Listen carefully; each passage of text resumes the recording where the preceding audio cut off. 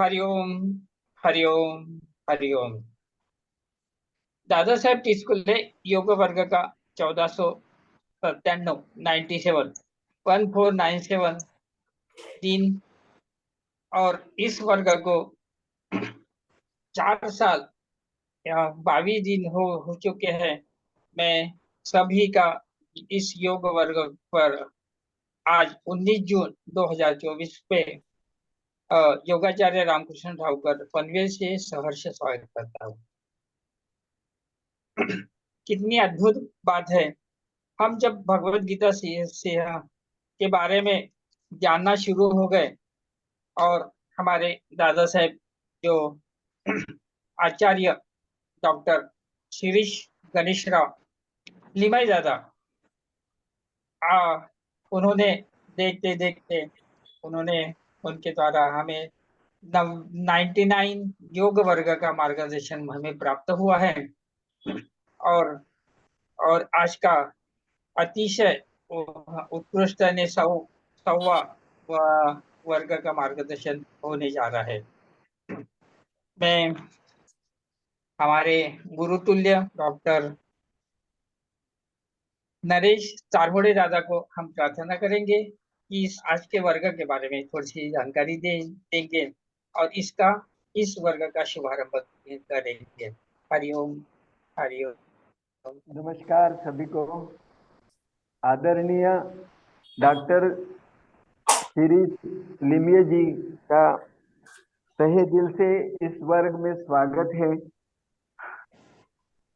कितनी अद्भुत बात है, 4 साल से ये वर्ग चल रहा है और उसमें 100 बार इनके दर्शन हुए।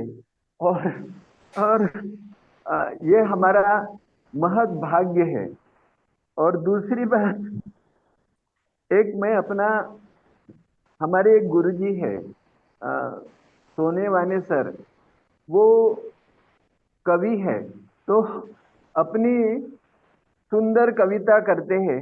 और वो बोले उनकी जो कविता है, तो वो कविता गाने के लिए, वो गीत गाने के लिए बड़े से बड़ा गायक चाहिए।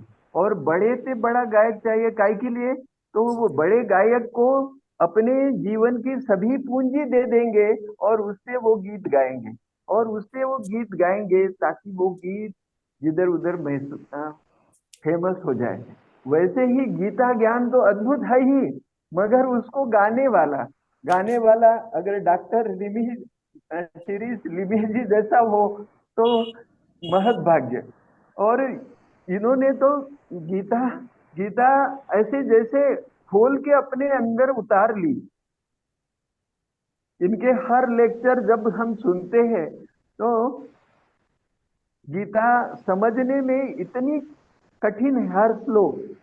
हर श्लोक, हमारी भाषा संस्कृत है, संस्कृत तो है नहीं, मगर हमारी भाषा है मराठी, और वो संस्कृत तो हमने सीखी नहीं, तो संस्कृत सीखी नहीं, मगर लिमिये जी ने इतना आसान करके हमको दिया कि हर बात हमको समझ में आ रही है। गीता में कहते हैं, यदा यदा हि धर्मस्य ग्लानिर्भवति भारत अभ्युत्थानम धर्मस्य तदात्मानं सृजाम्यहम्। जब जब धर्म की ग्लानि होती है, धर्म की स्थापना के लिए माता पिता ईश्वर इस धरा पर आते हैं। काय के लिए आते हैं? परित्राणाय साधूनां विनाशाय च दुष्कृतां धर्म संस्थापनार्थाय संभवामि। तो धर्म की स्थापना करने के लिए ईश्वर पिता यहाँ आते, मगर वो जो ज्ञान है किताबों में ही है, गीता में है, कौन गीता पढ़ता है? मगर लिमिये जी ने हम सबको बताया। और इसमें क्या, धर्म की स्थापना के लिए ज्ञान कौन सा है? तो हम कौन है? तो पहले तो इन्होंने समझाया कि हम शरीर नहीं, शरीर के द्वारा काम करने वाली चेतन सत्ता, जिसके आत्मा कहते हैं, हम आत्मा है, और हम आत्मा का पिता परमात्मा है, और परमात्मा जैसा है वैसे ही गुण हम में है। तो ये सब बातें गीता के द्वारा इन्होंने अपने प्रवचनों के द्वारा हमें बताई। हमें कैसा बिहेव करना है। हमारा गीता में जो कर्म योग है, वो कर्म योग हमें कैसा बिहेव करना है ये भी सिखाता है। हमें कैसा जीना चाहिए हर बात में। तो ये सब इन्होंने हमको बताया, कर्म योग बताया, हमें ज्ञान योग बताया, हमें अर्जुन अर्जुन एक अकेला अर्जुन को गीता ज्ञान दिया गया, तो मगर ये हमें सभी अर्जुन मानते हुए श्री कृष्ण की भूमिका निभाते हुए शिरीष जी ने हमको ये बहुत अच्छी तरह से सिखाया। मना तुकोबार आया कहते हैं, जेथे जातो तेथे तू माझा सांगाती चालविसी हाथी धरोनिया। ऐसे हाथ पकड़ के इन्होंने एक एक बात को हमको समझाया, और ये सब बातें हमारे जीवन में आ रही है। और ऐसा लगता है कि इनके खाली प्रवचन घर में रखे, रोज एक प्रवचन कम से कम सुने तो भी हमारी जिंदगी सुधर जाएगी। तो ये तो इनके बारे में जितना कहे उतना कम है। और मेरे जैसे साधारण इंसान को इनका परिचय करने और इनके ज्ञान के बारे में बताने को कहा, ये तो मैं अपना महत भाग्य समझता हूँ। धन्यवाद, बस इतना ही बोल सकूंगा। धन्यवाद। धन्यवाद दादा। आज के 100वें भाग में हमें पुरुषोत्तम योगो नाम क्या है इसके बारे में हमें जानकारी प्राप्त होने वाली है। पर उसके प्रथम इस 15वें अध्याय का हमारा 9 साल का एक बाल कलाकार है, वह इस अध्याय का पठन करने वाला है। मैं उनसे अनुरोध करूंगा कि उन्होंने अन्वय। हरि ओम, मी अन्वय दांडेकर आहे. मी सर्व साधकांना आणि आजचे गुरु शिरीष दादांना नमस्कार करतो. आज मी 100व्या शिरीष दादांच्या प्रवचनावर 15वा अध्याय म्हणणार आहे. ओम श्री परमात्मने नमः. श्री भगवानुवाच ऊर्ध्वमूलमधः शाखम् अश्वत्थं प्राहुरव्ययम् छन्दांसि यस्य पर्णानि यस्तं वेद स वेदवित्.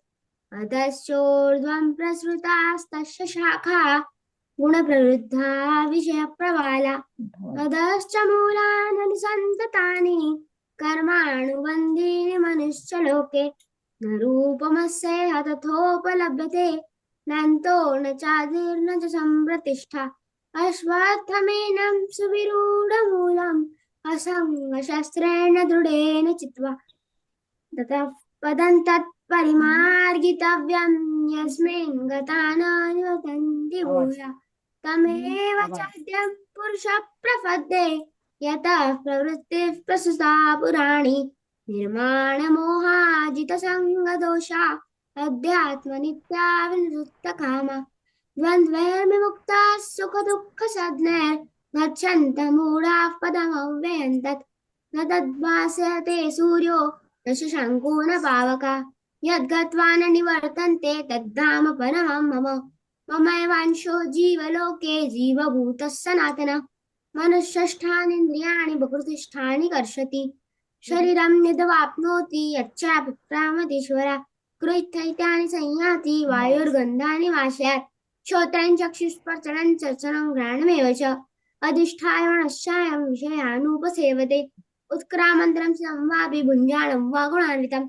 विमूढानानुपश्यन्ति पश्यन्ति ज्ञानचक्षुषा. यदन्तो योगिनश्चैनं पश्यन्त्यात्मन्यवस्थितं. यन्तो प्रकृतात्मानो नैनं पश्यन्त चेतसा. यदा तेजो जगद्भासयतेऽखिलं. चन्द्रमसि चाग्नौ तत्तेजो विद्युमामकम्. गामाविश्य च भूतानि धारयाम्यहमोत्सा. कृष्णामि सोमो भूत्वा सात्मका. अहं वैश्वानरो भूत्वा प्राणिनां देहमाश्रिता. प्राणसमायुक्तः समाधितं. सर्वस्य चाहं हृदि सन्निविष्टो मता स्मृतिर्ज्ञानमपोहनं च. वेदैश्च सर्वैरामेव वेद्यो वेदान्तकृद्वेदविदेव चाहं. द्वाविमो पुरुषो लोकेश रक्षाक्षर एव च. क्षर सर्वाणि भूतानि गुणस्थो क्षर उच्यते उत्तमः पुरुषस्त्वन्यः परमात्मेति जार्था यो लोके त्रयमाविश्य बिभर्त्य ईश्वरा यस्माक्षरमयितोऽहम् अक्षरादपि चोत्तमः अतोऽस्मि लोके वेदे च प्रथितः पुरुषोत्तमः यो मामेवं सम्मूढो जानाति पुरुषोत्तमं स सर्वविद्भजति मां सर्वभावेन भारत यदि गुह्यति मम शास्त्रम् इदमुक्तं मयानघ एतद् बुद्ध्वा बुद्धिमान् स्यात् कृतकृतश्च भारत ओम तत्सदिति श्रीमद्भगवद्गीतासु उपनिषत्सु ब्रह्मविद्यायां योगशास्त्रे श्रीकृष्णार्जुन संवादे पुरुषोत्तमयोगो नाम पंचदशोऽध्यायः। हरे नमः हरे नमः हरे नमः। वा वा वा वा, खूप छान म्हणलं. आणि अतिशय आबाजी अन्वय, खूप छान म्हणलं. तुझ्या शाळेची घाई असून सुद्धा तू वेळ काढलास, याबद्दल मी तुझं खूप आभारी आहे. इतकं स्पष्ट उच्चार केले, सगळं व्यवस्थित म्हटलं, मेमोराईज केलं, याबद्दल तुझे आणि या सगळ्या गोष्टी तुझ्याकडून करून घेणाऱ्या सुनीताताई, या सगळ्यांचे आणि आईबाबांचे सुद्धा खूप खूप अभिनंदन तुमच्या सगळ्या कुटुंबाचं. येस, खूप छान म्हटलं. हा आणि आबाजी हा, तुम्ही जे माझ्यासाठी जे बुक्स पाठवले होते ना हो समर हो, ते मी सगळे वाचून काढले. शाबास, खूप छान. मधून अजून तुला एखादी गोष्ट आठवली की ती जेव्हा समर वॅकेशन राहील ना हा तेव्हा आजीला सांगाल, हा, आजी मग बुक्स घेऊन देईल मग मी वाचणार. अरे शाबास, मग मी तुला आणखीन बुक पाठवणार. आणि तू आज जी भगवद्गीता वाचलीस त्याबद्दल, भगवद्गीता पाठ केलीस त्याबद्दल तुला माझ्यातर्फे 101 रुपये बक्षीस मी सुनीताताईंकडे पाठवतो. हा, मग तू त्याचा काहीतरी खाऊ आण. हा, थँक्यू. आणशील ना? हो आता तुझी शाळेची वेळ झाली असेल ना? हो बस किती वाजता येते तुझी? 7:30 ला बस आहे. आहे, म्हणजे आता तुझी धावपळ आहे. पण छान, तू आमच्यात येऊन एवढा 15वा अध्याय म्हणून दाखवला. तुझं खूप खूप अभिनंदन आणि तुझं खूप खूप कौतुक. तुला खूप खूप आशीर्वाद.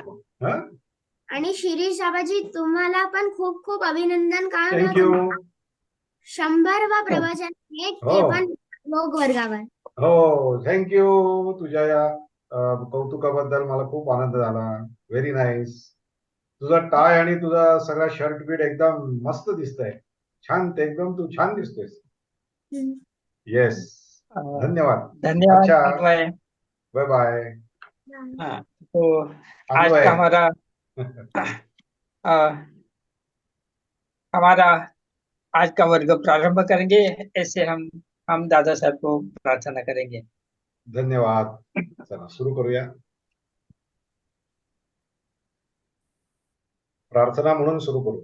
ओम पार्थाय प्रतिबोधितां भगवता नारायणेन स्वयं व्यासेन ग्रथितां पुराणमुनिना मध्ये महाभारतम् अद्वैतामृतवर्षिणीं भगवतीम् अष्टादशाध्यायिनीम् अम्ब त्वाम् अनुसन्धधामि भगवद्गीते भवद्वेषिणीम्। नमोऽस्तु ते व्यासविशालबुद्धे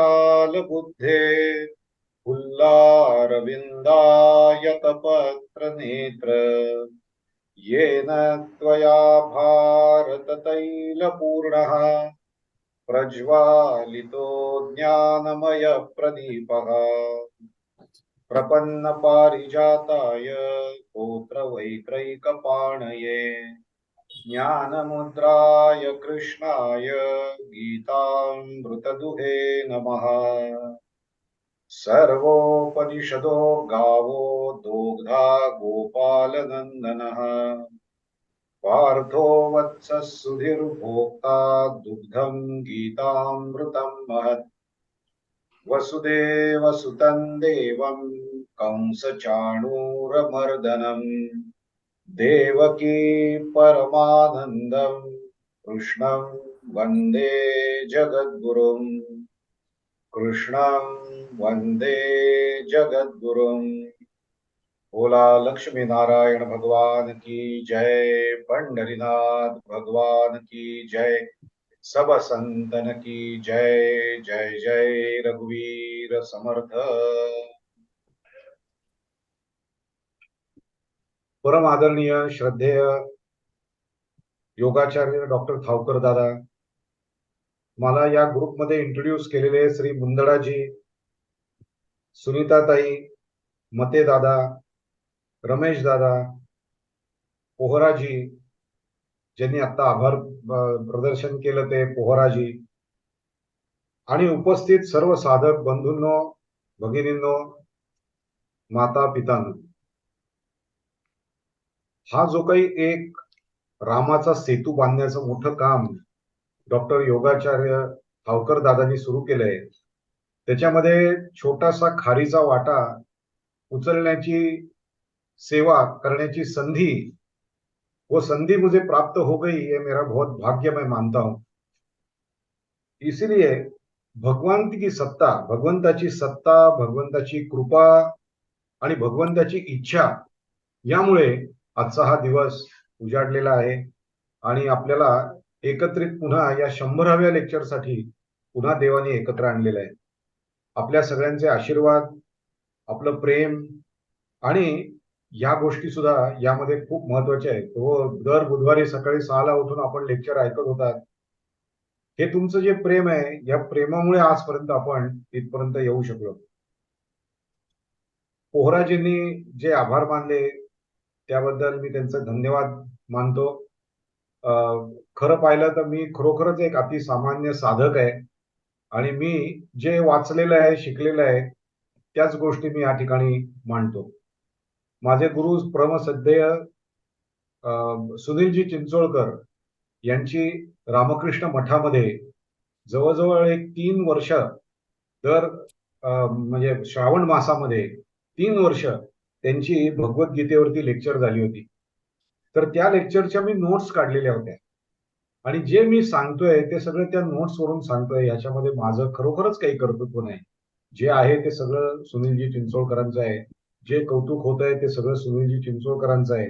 मी फक्त भारवाही हमाल आहे, याची मला पूर्ण जाणीव आहे। आत्ताच अन्वयने अतिशय छानपणे, अतिशय छान शब्दांमध्ये गीता का चैंटिंग उसने किया, 15 चैप्टर का चैंटिंग उसने किया, बहुत ही बढ़िया चैंटिंग किया। उसमें बहुत निरागसता थी, प्रेम था। और ये आप हम सबको मालूम है कि ये जो शब्द है गामा विश्व च भूतानि, अभी उसको उसका अर्थ नहीं पता चलेगा, लेकिन जैसे जैसे उसकी अनुभव की कक्षा बहुत बढ़ेगी तब उसको ये 15वां जो अध्याय है, 15 चैप्टर है, उसमें जो कहा हुए शब्द है उनका उसको अर्थ जब समझेगा तब उसको बहुत बहुत आनंद होगा और उसके मन को बहुत शांति प्राप्त होगी। इसी को संस्कार कहते हैं। इस 15वें अध्याय के 9वें श्लोक में भगवान श्री कृष्ण कहते हैं, श्रोत्रम चक्षुस्पर्शनम च रसनम घ्राणमेव च अधिष्ठाय मनश्चायं विषयानुपसेवते।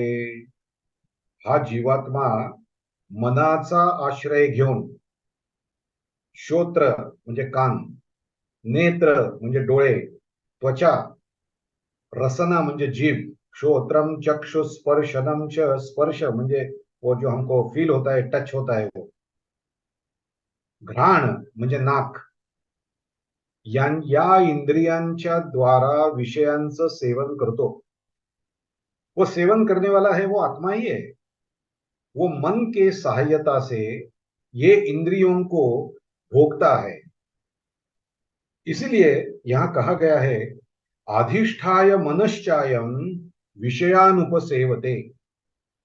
मन को भोगने के लिए इंद्रियां नहीं है, इसीलिए मन हमारी जो पंचेंद्रिय है उनके ऊपर कंट्रोल करके वो देखता है, वो सुनता है। वो सुनने वाला कौन है?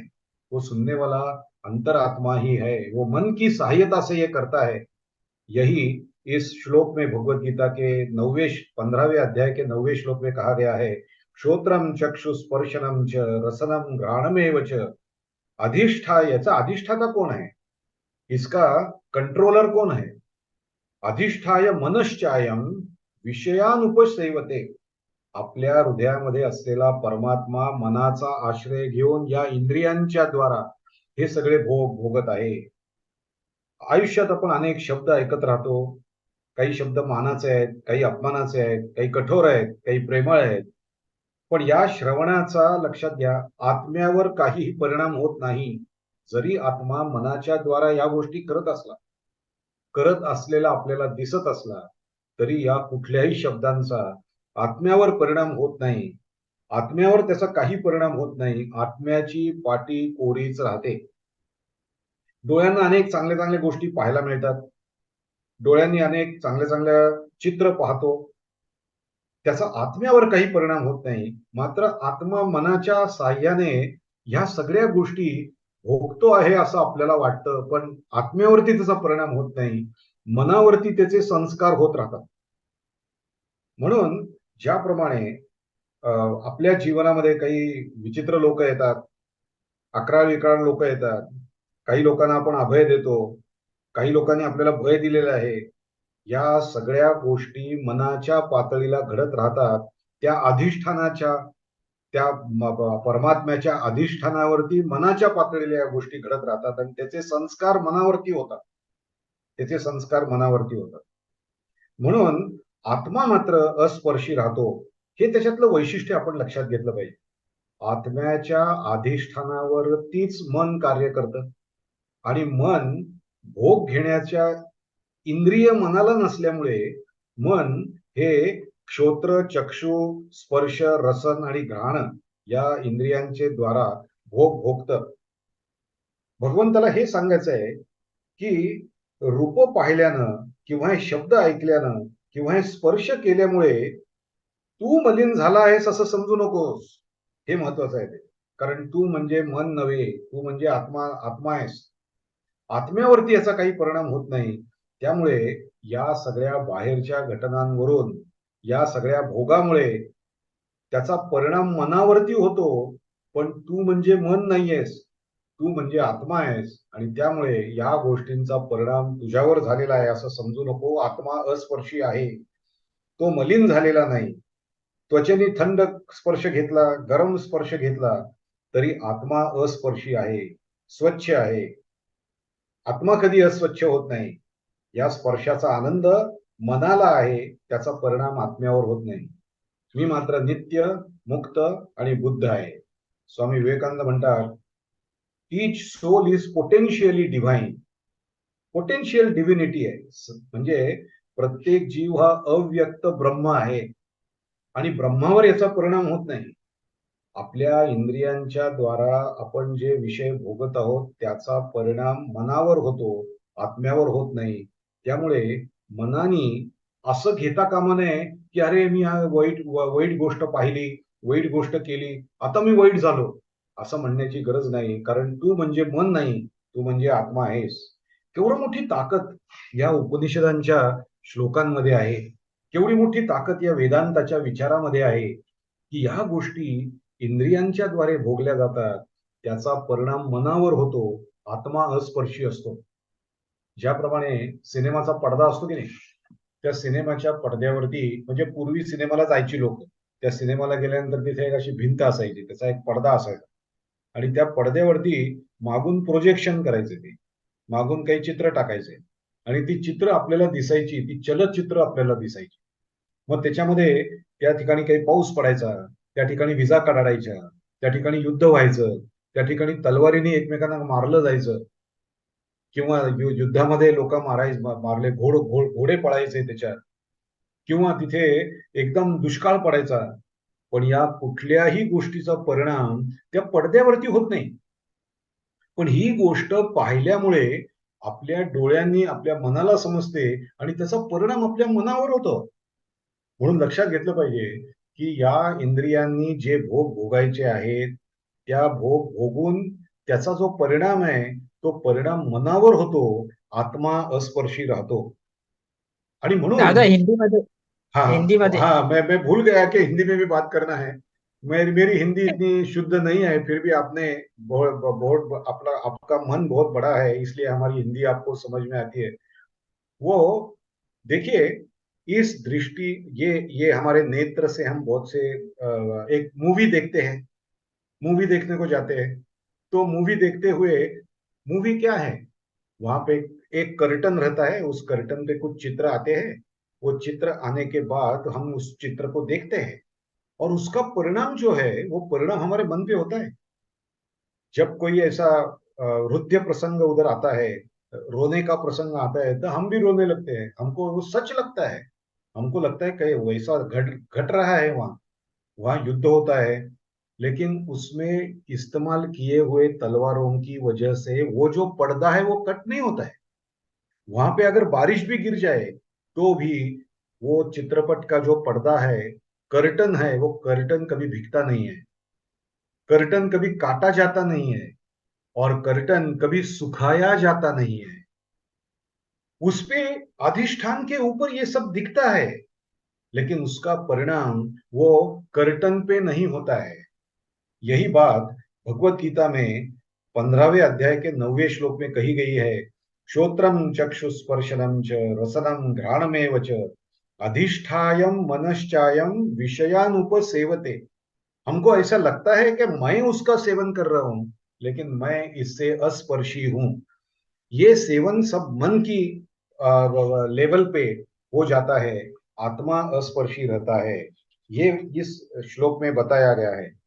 इसीलिए सब संत लोग हमें कहते हैं कि हमारा जो मन है, वो मन इंद्रियों से जो जुड़ा हुआ है, उसको इंद्रियों से जुड़ा हुए मन को थोड़ा सा अलग करने की कोशिश करिए। इसीलिए सब संत लोग हमें कहते हैं कि अपना मन नामस्मरण में रखिए, अपना मन भगवंत की मानस पूजा में रखिए। मन में ऐसा चित्र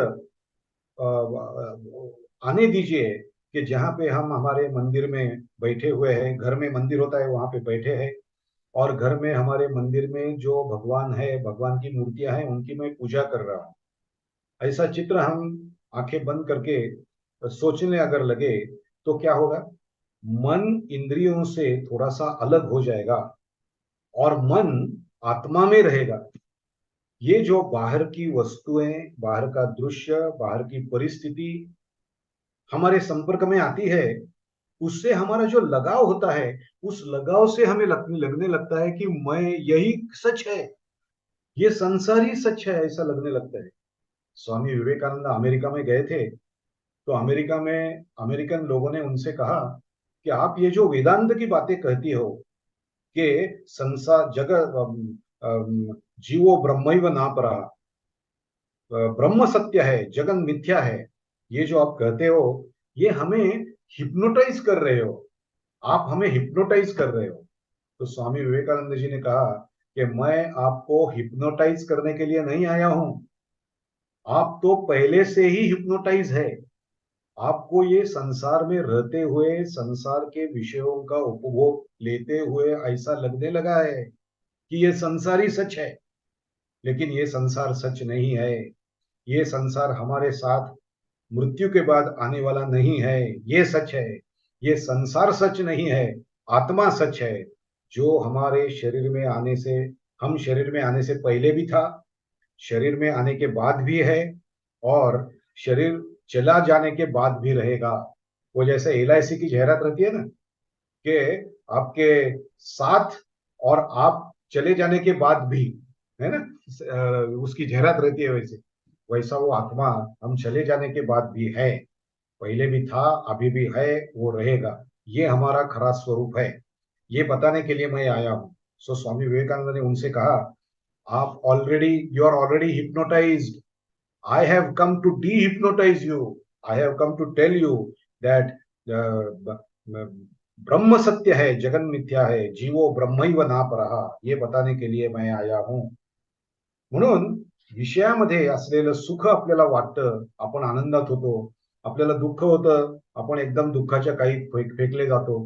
लेकिन ये जो सब संत लोग हैं, ये संत लोग मन को इंद्रियों की तरफ जुड़े हुए न रखते हुए आत्मा की तरफ ले जाते हैं, और आत्मा को बताते हैं कि मन के द्वारा इंद्रियों का भोग लेने से भी मन के द्वारा आत्मा का मन को आत्मा की तरफ मोड़ लेना ही जिंदगी है, जिसको समर्थ रामदास स्वामी कहते हैं की म्हणजे देहे बुद्धि ते आत्मबुद्धि करावी।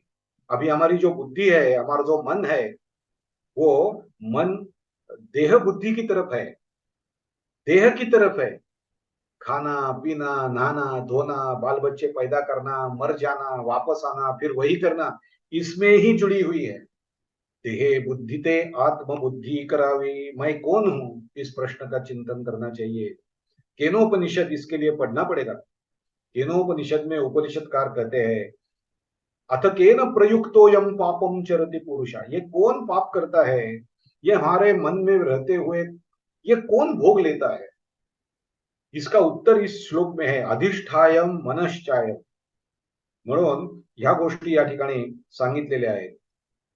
देखिए, वो जो जो लोग मन को आत्मा की तरफ मोड़ लेके जिंदगी में, अध्यात्म माने मोड़ फिराना है। मन का लगाव जो इंद्रियों से है वो वहां से निकाल के अनप्लग करके हमको प्लग इन कहां करना है, आत्मा की ओर प्लग इन करना है। यही स्पिरिचुअलिटी है, यही अध्यात्म है, यही जिंदगी का आखिरी मकसद है कि मैं अभी संसार से जुड़ा हूं, मैं भगवान से जुड़ा रहूं, आत्मा से जुड़ा रहूं। आत्मनि एव आत्मनः तुष्टा स्थित प्रज्ञस्तुच्यते। मैं अपने में ही खुश रहूं। खुशी के लिए, आनंद के लिए कहीं बाहर ढूंढने की जरूरत नहीं है, आनंद मेरे मन में ही है। उसका मैं निर्विषय आनंद का लाभ कैसे ले सकता हूं। कोई संगीत सुने तो ही अच्छा लगता है, ऐसा नहीं। संगीत सुनने की भी जरूरत नहीं है। मैं अंदर में आत्मा हूं और उसी में मैं बहुत ही आनंदी हूं, सुखी हूं, समाधानी हूं। इसीलिए ये जिनको मालूम हो गया, वो रामकृष्ण परमहंस अत्यंत आनंद में रहते थे।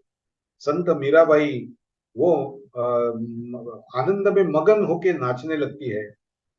वो संत तुकाराम महाराज जी की जिंदगी क्या थी, उनका कौटुंबिक सुख क्या था, उनको कुछ नहीं था।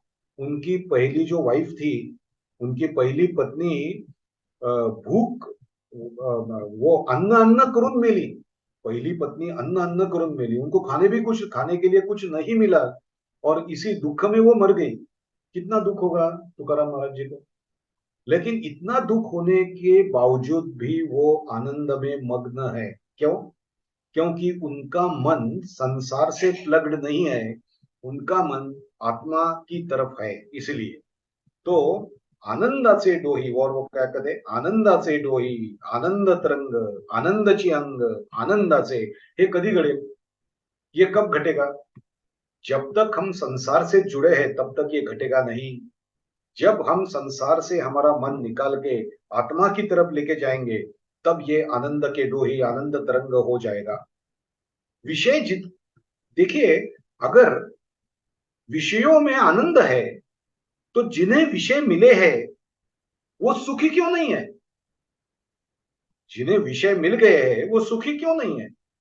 एक मर्लिन मंद्रो नाम की एक बहुत बड़ी और बहुत ही सुंदर और बहुत ही श्रीमंत नटी थी, वो एक्ट्रेस थी। वो मर्लिन मंद्रो को जिंदगी में जो चाहिए वो मिल गया था। संपत्ति थी, बहुत प्रसिद्धि थी। मर्लिन मंद्रो के ऊपर मरने वाले लाखों युवक थे, वो उसके ऊपर फिदा हो गए थे। इतनी प्रसिद्धि मर्लिन मंद्रो को थी। बहुत बहुत आलीशान घर में वो रहती थी। लेकिन उसने 3 बार लग्न किया, 3 बार शादी की, और उसके बाद उसने आत्महत्या कर दी थी। क्यों? एक लग्न एक शादी करने के बाद आनंद नहीं मिला, सुख नहीं मिला, तो इसलिए दूसरा लग्न करना पड़ा। तीसरा लग्न किया और जीवन में फ्रस्ट्रेट होके उसने आत्महत्या की। इसलिए मैं कर रहा हूं कि आनंद अगर विषयों में है तो जिन्हें विषय उपलब्ध हो गया है वो आनंद में है क्या, वो सुख में है क्या? ज्यांना आनंद जर विषयांमध्ये असेल तर ज्यांना विषय मिळालेले आहेत ते आनंदी आहेत का? आपल्याला असं आढळेल अति श्रीमंत असलेल्या लोकांना रात्री झोपण्यासाठी एक ट्रैंक्विलाइजर्स टैबलेट लेना पड़ता है। वो जो बहुत श्रीमंत है उन्हें सोने के लिए एक ट्रैंक्विलाइजर लेना पड़ता है, गोली खाने पड़ती है, तभी वो उनको नींद आती है। देखिए, अभी आपको पता चलेगा कि जिन्होंने भोग बुद्धि का त्याग किया है उन्हें ही, और इंद्रियों को निर्विषय किया है उन्हें ही आनंद प्राप्त हुआ है। यही इस श्लोक में बताया गया है। उसके बाद एक श्लोक आता है 12th 15 चैप्टर में 12th श्लोक आता है जो कहता है यदादित्यगतं तेजो जगद्भासयतेऽखिलम् यच्चन्द्रमपि यच्चाग्नौ तत्तेजो विद्धि मामकम्।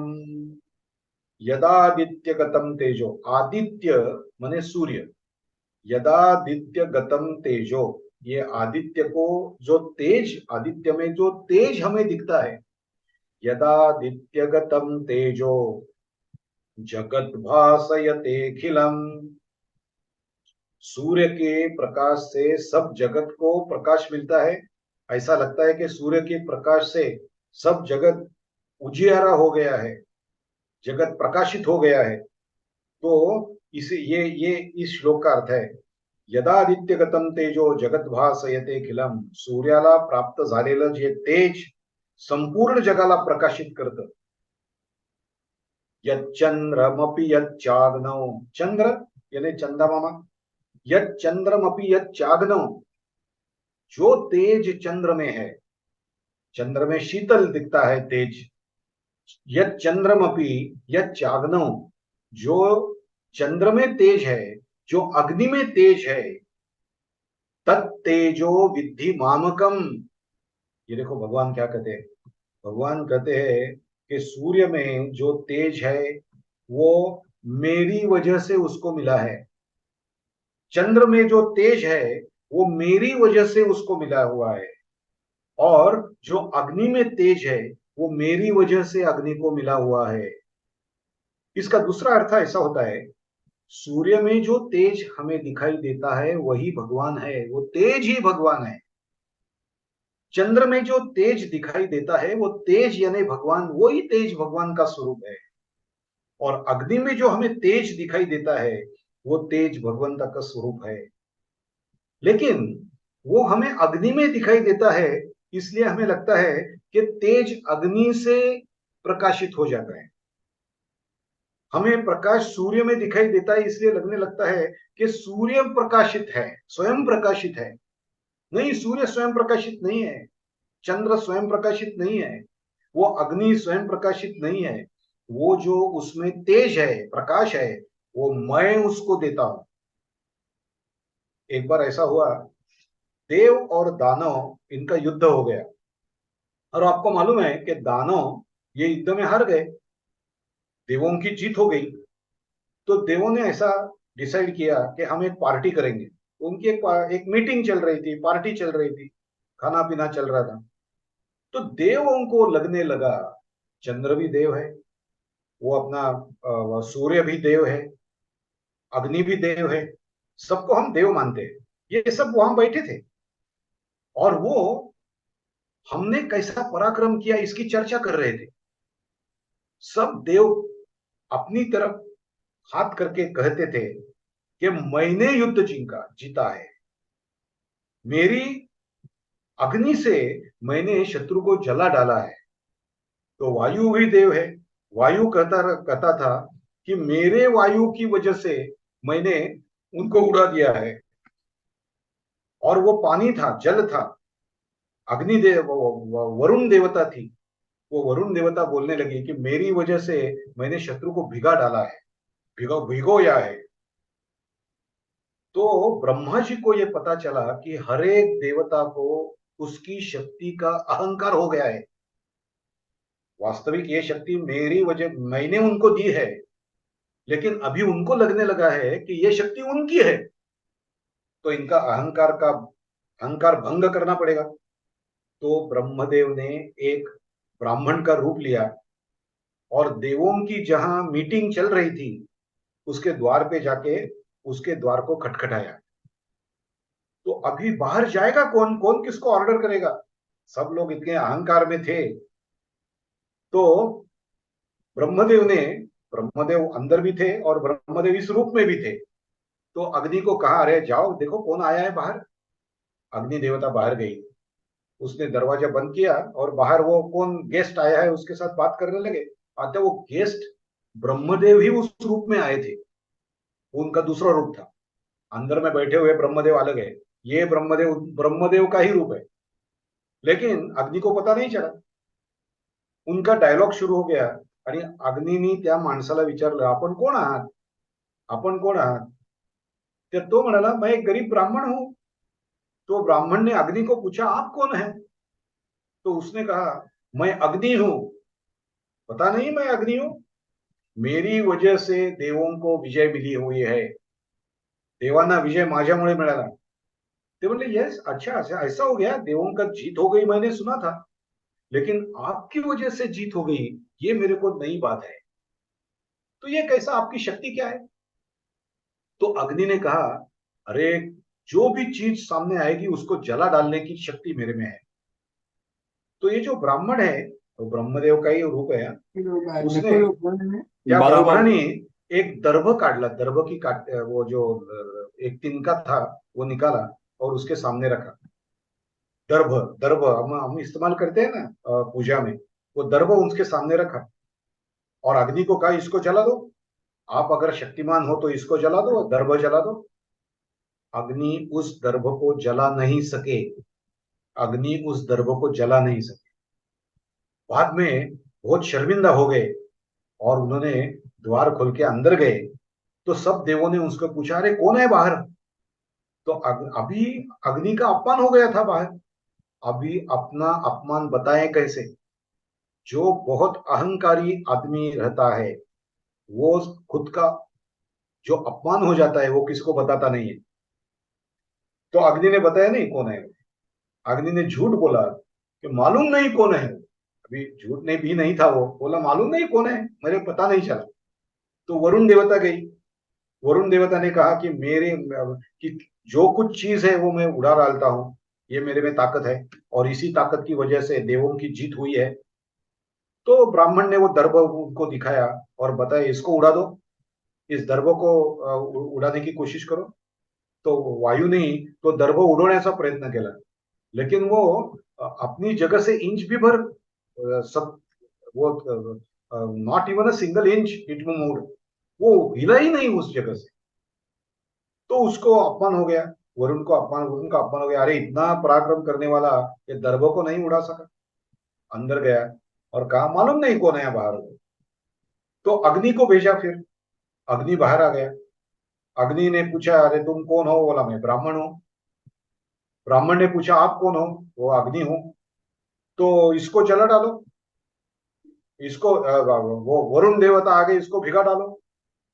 बोला, मैं नहीं, वो उस दर्भ को भिगा नहीं सका, वारा त्याला उडवू शकला नाही, अग्नी त्याला जाळू शकला नाही आणि पाणी त्याला भिजवू शकलं नाही।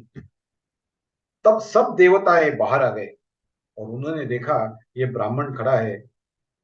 तो ब्राह्मण ने अपना असली रूप धारण किया और उनसे कहा कि मैं ब्रह्मदेव हूं, मेरी वजह से आपको सब शक्ति मिली हुई है। अग्नि को शक्ति मेरी वजह से मिली हुई है। यद चंद्रमपि यद चाग्नौ तद विद्धि तेजो मामकम, वो जो तेज है वह मैंने उसको दिया है, ये आप भूलो मत। तो देवों का जो अहंकार था वो अहंकार चकनाचूर हो गया। देखिए, जो पावर देता है वो पावर ले भी सकता है। एक बार ऐसा हुआ, जो पॉवर देता है वो ले भी सकता है। जो एखादी शक्ती देऊ शकतो तो ती शक्ती परत पण घेऊ शकतो। एकदा, तो ती गोष्ट माहिती आहे आपल्याला, मूषक भव। एकदा एक उंदीर होता और वो मूषक था, वो एका साधूकडे गेला आणि साधूला म्हणाला, अहो मला त्या मांजरापासून फार भीती वाटते हो, काय करू? तर त्या साधूने कमंडलू मधलं पाणी घेतलं आणि त्या उंदरावर टाकलं और वो कैट बन गया। अभी उसको भीति नहीं थी, मांजर की भीति नहीं उसको, तो खुद ही मांजर बन गया। तो बाद में थोड़े दिन के बाद फिर से मांजर आ गया वहां, और उसने कहा, अरे मला कुत्र्यापासून भीती है, तेव्हा मला कुत्रा करा. तो साधु ने पानी निकाला, वो उसके ऊपर डाला, तो मांजर का रूप बदल गया और वो कुत्ता हो गया. उसको लगा कि अभी मैं निर्भय हो गया हूं, मुझे भय नहीं है, अभी किसी का भी भय नहीं. थोड़ी दिन बाद वो फिर से वापस आ गया, और उसने साधु को पूछा कि अरे मुझे ऐसा लगा था कि मांजर से मैं जब कुत्रा बन जाऊंगा तब भय नहीं रहेगा, लेकिन मुझे वो शेर से भय है, शेर मुझे खा जाएगा इसका भय है, तो मुझे शेर बना दो.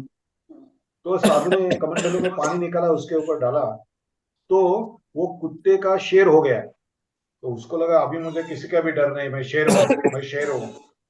और बाद में एक दिन वो साधु के सामने आ गया, और साधु के सामने आने के बाद वो उसने कहा, साधु जी मुझे बहुत भूख लगी है, अभी मैं आपको ही खाने वाला हूं. तब साधु ने फिर से पानी निकाला, उसके ऊपर डाला, तो वो शेर का मूषक बन गया. मूषक बन.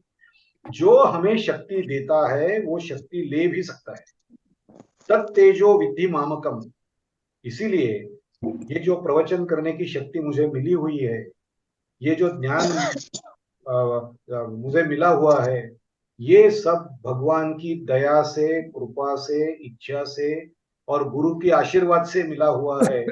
इसका विस्मरण मुझे कभी भी नहीं होना चाहिए, और मैं भगवान की प्रार्थना करता हूँ कि इसका स्मरण विस्मरण कभी भी ना हो. ये सब भगवान का है, हमारा कुछ नहीं है. देखिए इतने उपनिषद हो गए, लेकिन उपनिषदकार कौन है, उनका नाम भी नहीं है. तो ये सब लोगों ने इतना निरपेक्ष भाव से किया हुआ है, तो ये सब हमें स्किल्स देने वाला भगवान है, इसका विस्मरण नहीं होना चाहिए. उसी भगवान की दया से, कृपा से और इच्छा से ये 100 लेक्चर हो गया है. यानी कि 2 बरस, approximately 100 weeks, means approximately 2 years I have been delivering lectures only through the grace, because of the grace of God. And as I said, जो शक्ति दे सकता है वो ले नहीं सकता, इसकी जानिब मुझे है, वो भगवान ने दी हुई शक्ति है. इसमें जो जो कौतुक की बातें होती है, जो जो प्रेजिंग होता है, ये सब भगवान का प्रेजिंग है, सब गुरु का प्रेजिंग है. इसमें मेरा कुछ भी नहीं.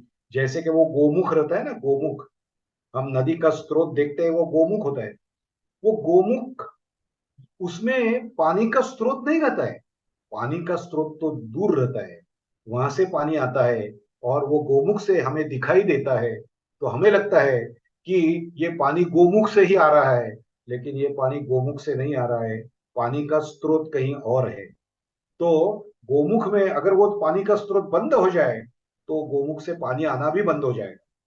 इसीलिए गोमुख यानी सिर्फ कम्युनिकेशन का माध्यम है, लेकिन वो जो बोलने की कला या बुद्धि बुद्धि है, वो सब दूर से वो भगवान की देन है.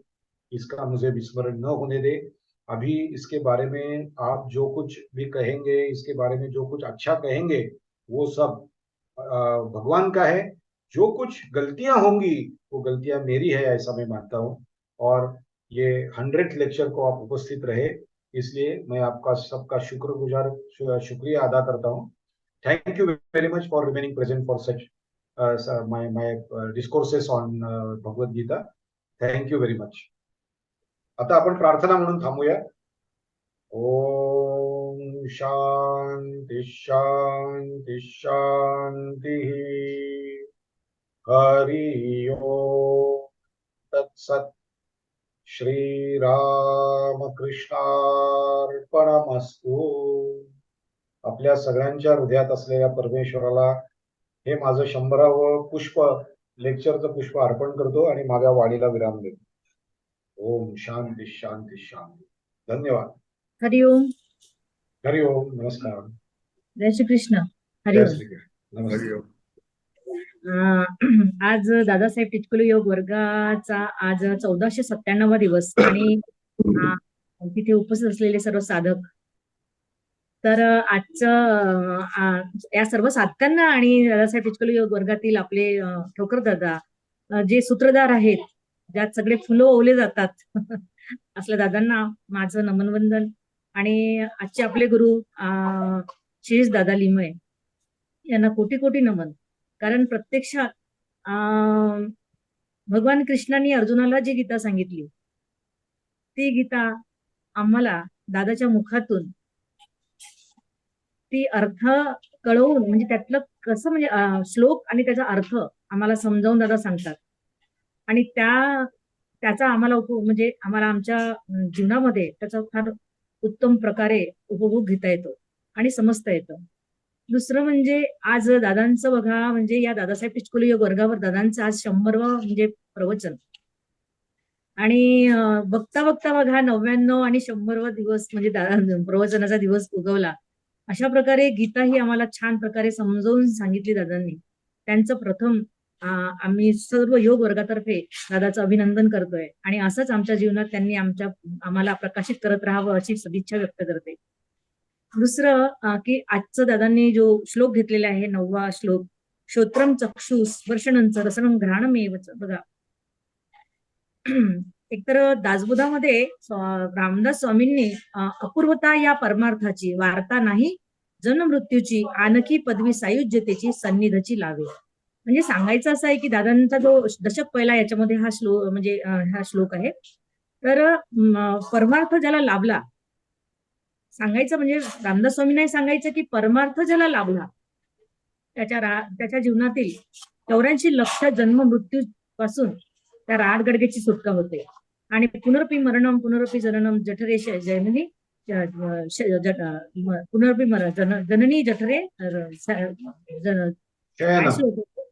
शयनम.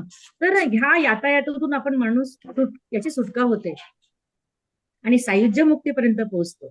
आता हे सायुज्य मुक्ती मिळण्यासाठी आपल्याला दादा लाभले आणि 12 वर्ष तपश्चर्या केली. रामदास स्वामींनी नामस्मरण केलं नाही, त्यांनी त्या नामस्मरणाचा आपल्या जीवनाचा दुसऱ्यांसाठी लाभ झाला. म्हणजे त्यांनी आपल्या प्रवचनातून प्रसार प्रचार केला आणि आपल्यापर्यंत ते दासबोध ग्रंथ पोहोचवला. दासबोध ग्रंथातून त्याच्यातले त्यांची वाणी, त्यांचे विचार ते आपल्यापर्यंत, म्हणजे त्याच्यातलं तत्वज्ञान आपल्याला समजलं. तसंच आपल्याला शिरीषदादांनी सुद्धा ह्या गीतेच्या या श्लोकांच्या माध्यमातून आणि आपल्याला तिथलं तत्वज्ञान आपल्याला दादांनी समजावून सांगितलं. दादांचे सुद्धा खूप खूप आभार. आजचे दोन्ही श्लोक खूप छान सांगितले. प्रत्येक श्लोक छान आहे, देवाची वाणी आहे ती. खरं तर आपण त्याच्यासमोर काहीच नाही, कारण ब्रह्म सत्य जगत मिथ्या हे आपल्याला म्हणजे कळण्यासाठी दादा लाभले आपल्याला.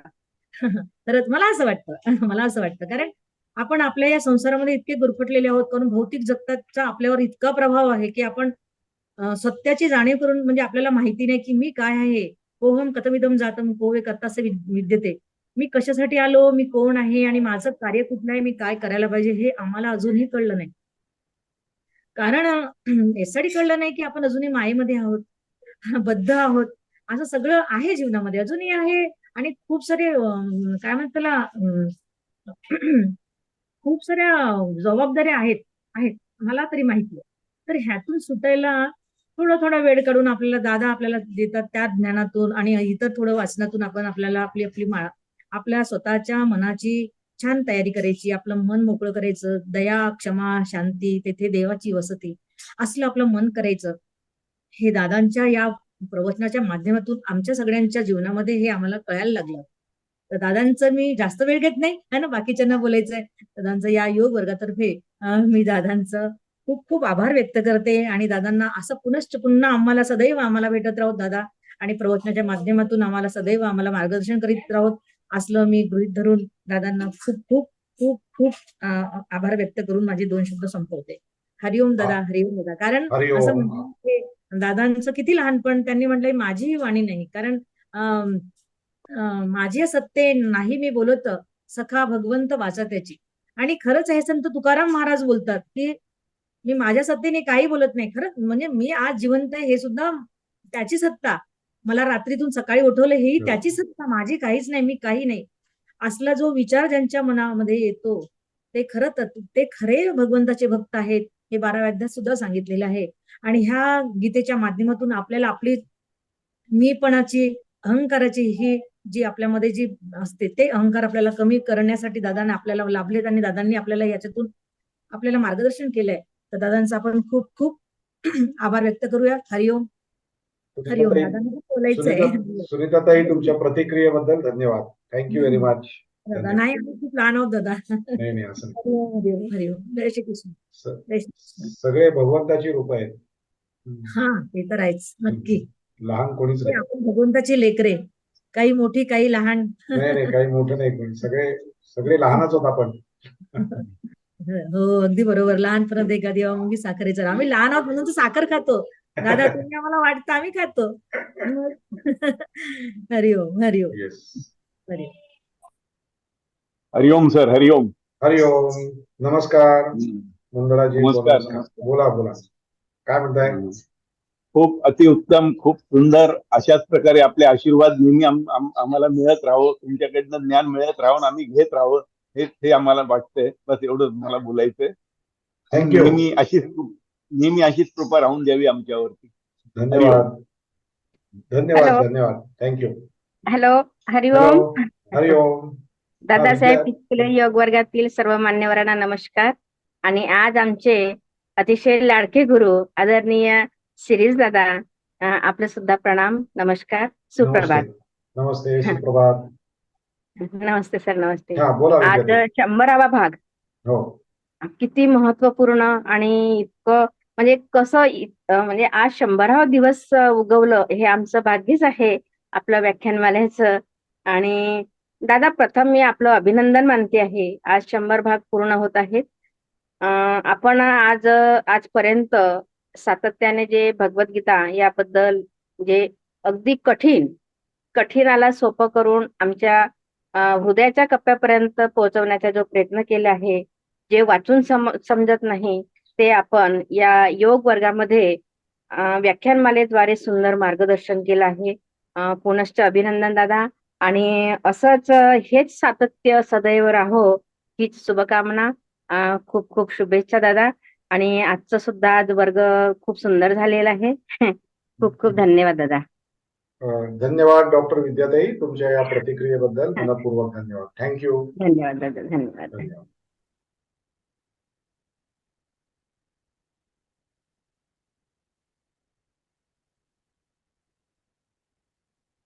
आवाज बंद है दादा आपका, पवन दादा, आपका आवाज बंद है।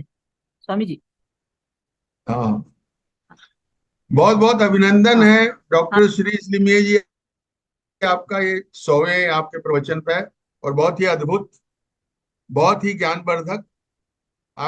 आप तो खुद एक साधु हैं, मुझे ऐसा लगता है कि आपके अंदर संत हैं, और उस संत को आपको मैं बारंबार प्रणाम करता हूं, और ये पूरा प्रबुद्ध वर्ग को मैं बहुत बहुत प्रणाम करता हूं। बहुत ही सुंदर व्याख्यान आपने दिया। धन्यवाद। कि हम जो हैं आत्म स्वरूप है। आपने जो एक सिमिली दी कि जैसे पर्दे में हम सिनेमा देख रहे हैं, लेकिन पर्दे का कुछ भी नहीं हो रहा है, उसी तरह से हमारी आत्मा तदात्म करती है, लेकिन वो लिप्त नहीं होती।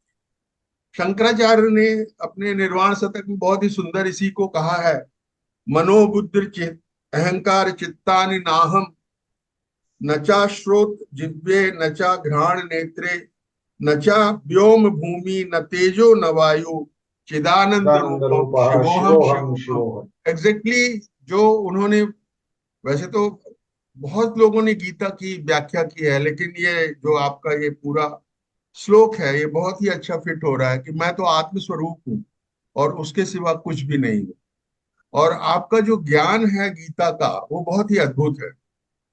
ऐसा कहा जाता है कि भगवान कृष्ण ने गीता में जो 2 मुहूर्त के अंदर जो गीता की, जो महाभारत के पर्व में आता है, मेरे ख्याल से भीष्म पर्व में है गीता, तो बरोबर उस है। पूरी गीता में उपनिषद का सारा सार उन्होंने डाल दिया, क्योंकि उन्होंने कहा कि वेद व्यास जी ने इसलिए वो गीता को बहुत ही अच्छी तरीके से गणपति के साथ लिखा, क्योंकि कलयुग में आप उपनिषद तो ना पढ़ पाओगे, 108 उपनिषद हैं।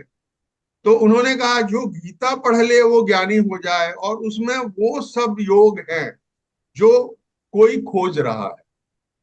आपके सातों के 7 योग, निष्काम कर्म योग, तंत्र योग, हठ योग, भक्ति योग, ज्ञान योग, सहज योग या ध्यान योग और सांख्य योग, सारे उस गीता में समाहित है, उन 18 अध्यायों। मैंने कई बार गीता पढ़ी लेकिन मुझे समझ में नहीं आया। आपको बहुत ही फ्रेंकली कहता हूं, मुझे समझ में नहीं आया। कई बार मैंने गीता पढ़ी, पूरी गीता पढ़ी, समझने की कोशिश की, क्योंकि मैं भी अर्जुन के समान कई बार कंफ्यूज हो जाता हूं। क्योंकि गीता उस चेतना को कही गई है जो अर्जुन की चेतना है, जो बहुत उच्च चेतना है, और उस उच्च चेतना से परमात्मा बात कर रहे हैं। वो चेतना ऐसी है कि जिनको जब वो दिव्य दृष्टि देते हैं तो वो दिव्य दृष्टि सहन करने की शक्ति उस चेतना में है। हम सब लोग तो वो चेतना को सह भी नहीं सकते, देख भी नहीं सकते। तो इस अद्भुत वर्णन के साथ पूरी गीता लिखी गई। तो गीता जो है एक ऊंचाई पे आकर के ही समझी जा सकती है, और आपने जिस तरह से अपने 100 आख्यान में इनको समझाया है, बहुत अद्भुत है, और मैं आपको बहुत साधुवाद देता हूँ। मुझे थोड़ी बहुत गीता उस समय समझी जब मैंने ओशो के 15 गीता सार करके, उनके 15 व्याख्यान है, 1.5 घंटे का एक व्याख्यान है, करीब 24 से 25 घंटे का, तो उसको सुना। ओशो ने एक सार तत्व कहा है, और बहुत ही छोटे समय में आपको बताना चाहूंगा कि हमारी जो यात्रा है, हम जहां पे खड़े हैं, मनुष्य से परमात्मा की यात्रा है। और गीता में वो उन्होंने, ओशो ने कहा कि उसके 3 पहलू को अगर आप समझ लें तो आप गीता को पूरा समझ लेंगे। पहला है ज्ञान योग।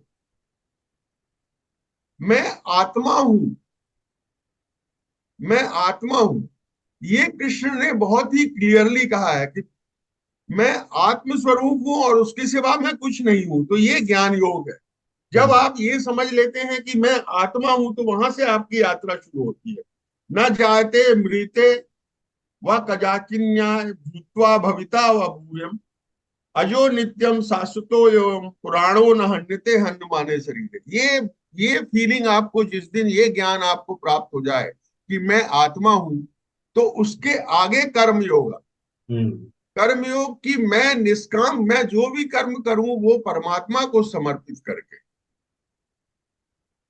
मैं वो कर्म करूं, मेरे को फल की कोई इच्छा ना हो। जब अफलम निष्काम कर्म योग आप करते हैं तो आपको बंधन नहीं होता है। तो ये दूसरी स्टेट है निष्काम कर्म योग की, ये जानते हुए, आत्मस्मरण करते हुए कि मैं आत्मा हूं।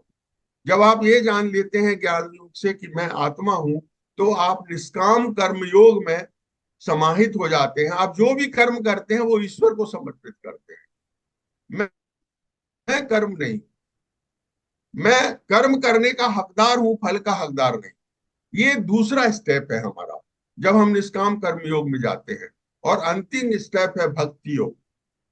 जब आप निष्काम कर्म योग आत्मा समझते हुए, आत्मा को जानते हुए, यहाँ बहुत जरूरी है कि आत्मा को आप सिर्फ समझे ना, आत्मा को आप जाने। आत्मा को कैसे जानते हैं, उन्होंने उसके बारे में वर्णन किया हुआ है कि ओमकार स्वरूप हूं मैं। सारे शब्द जो हैं उनमें मैं ओमकार हूं। जब आप ओमकार आपके अंदर पल्लवित हो जाता है, आप घटित हो जाता है, तब जो भी काम आप कर रहे हैं वो ईश्वर को समर्पित हो जाता है। ये निष्काम कर्म। और अंत में कृष्ण कहते हैं कि ये सब तो ठीक है, लेकिन जब तक तू पूरी तरह से प्रेम में मुझे समर्पित नहीं हो जाता, सर्व धर्म परित्यज्य माम एकम शरणम व्रज, ये अंतिम है, ये भक्ति योग है। तब आपकी यात्रा पूरी होती है। अब सब कुछ, जो कुछ भी है वो तेरा है, सब कुछ तेरा तेरा है। यहां पर वो यात्रा आपकी खत्म होती है। ये परम सुमिरन की स्थिति है। जब आप परम सुमिरन में 24/1 सांस सांस हरि नाम ले और व्यथा सांस नहीं कोय, ना जाने इस सांस का आवन होए न होए, कबीर साहब कहते हैं। तो ये आपको परमता देती है। तो ये ओशो ने ये 3 आयाम बताए हैं, और आपको बहुत ही बहुत साधुवाद। Thank you. जो आप इतनी सरलता से पूरी भगवत गीता का आपने 100 व्याख्यान दिए। मैं आपका अभिनंदन करता हूँ और आपको मैं बारंबार प्रणाम। Thank you, thank you. वो आपने 13 शब्द का इस्तेमाल किया ना, वो 13 शब्द में 13 ही है, मेरा कुछ नहीं है। 13 शब्द के बारे में जब आप बोल रहे हैं तो एक छोटी सी दास्तान, गुरु नानक जी बहुत छोटे नानक जी थे। बोलते हैं 13 पे रुक गए वो। हाँ, वो 13 पे रुक गए। वो किराने की का तौल रहे थे।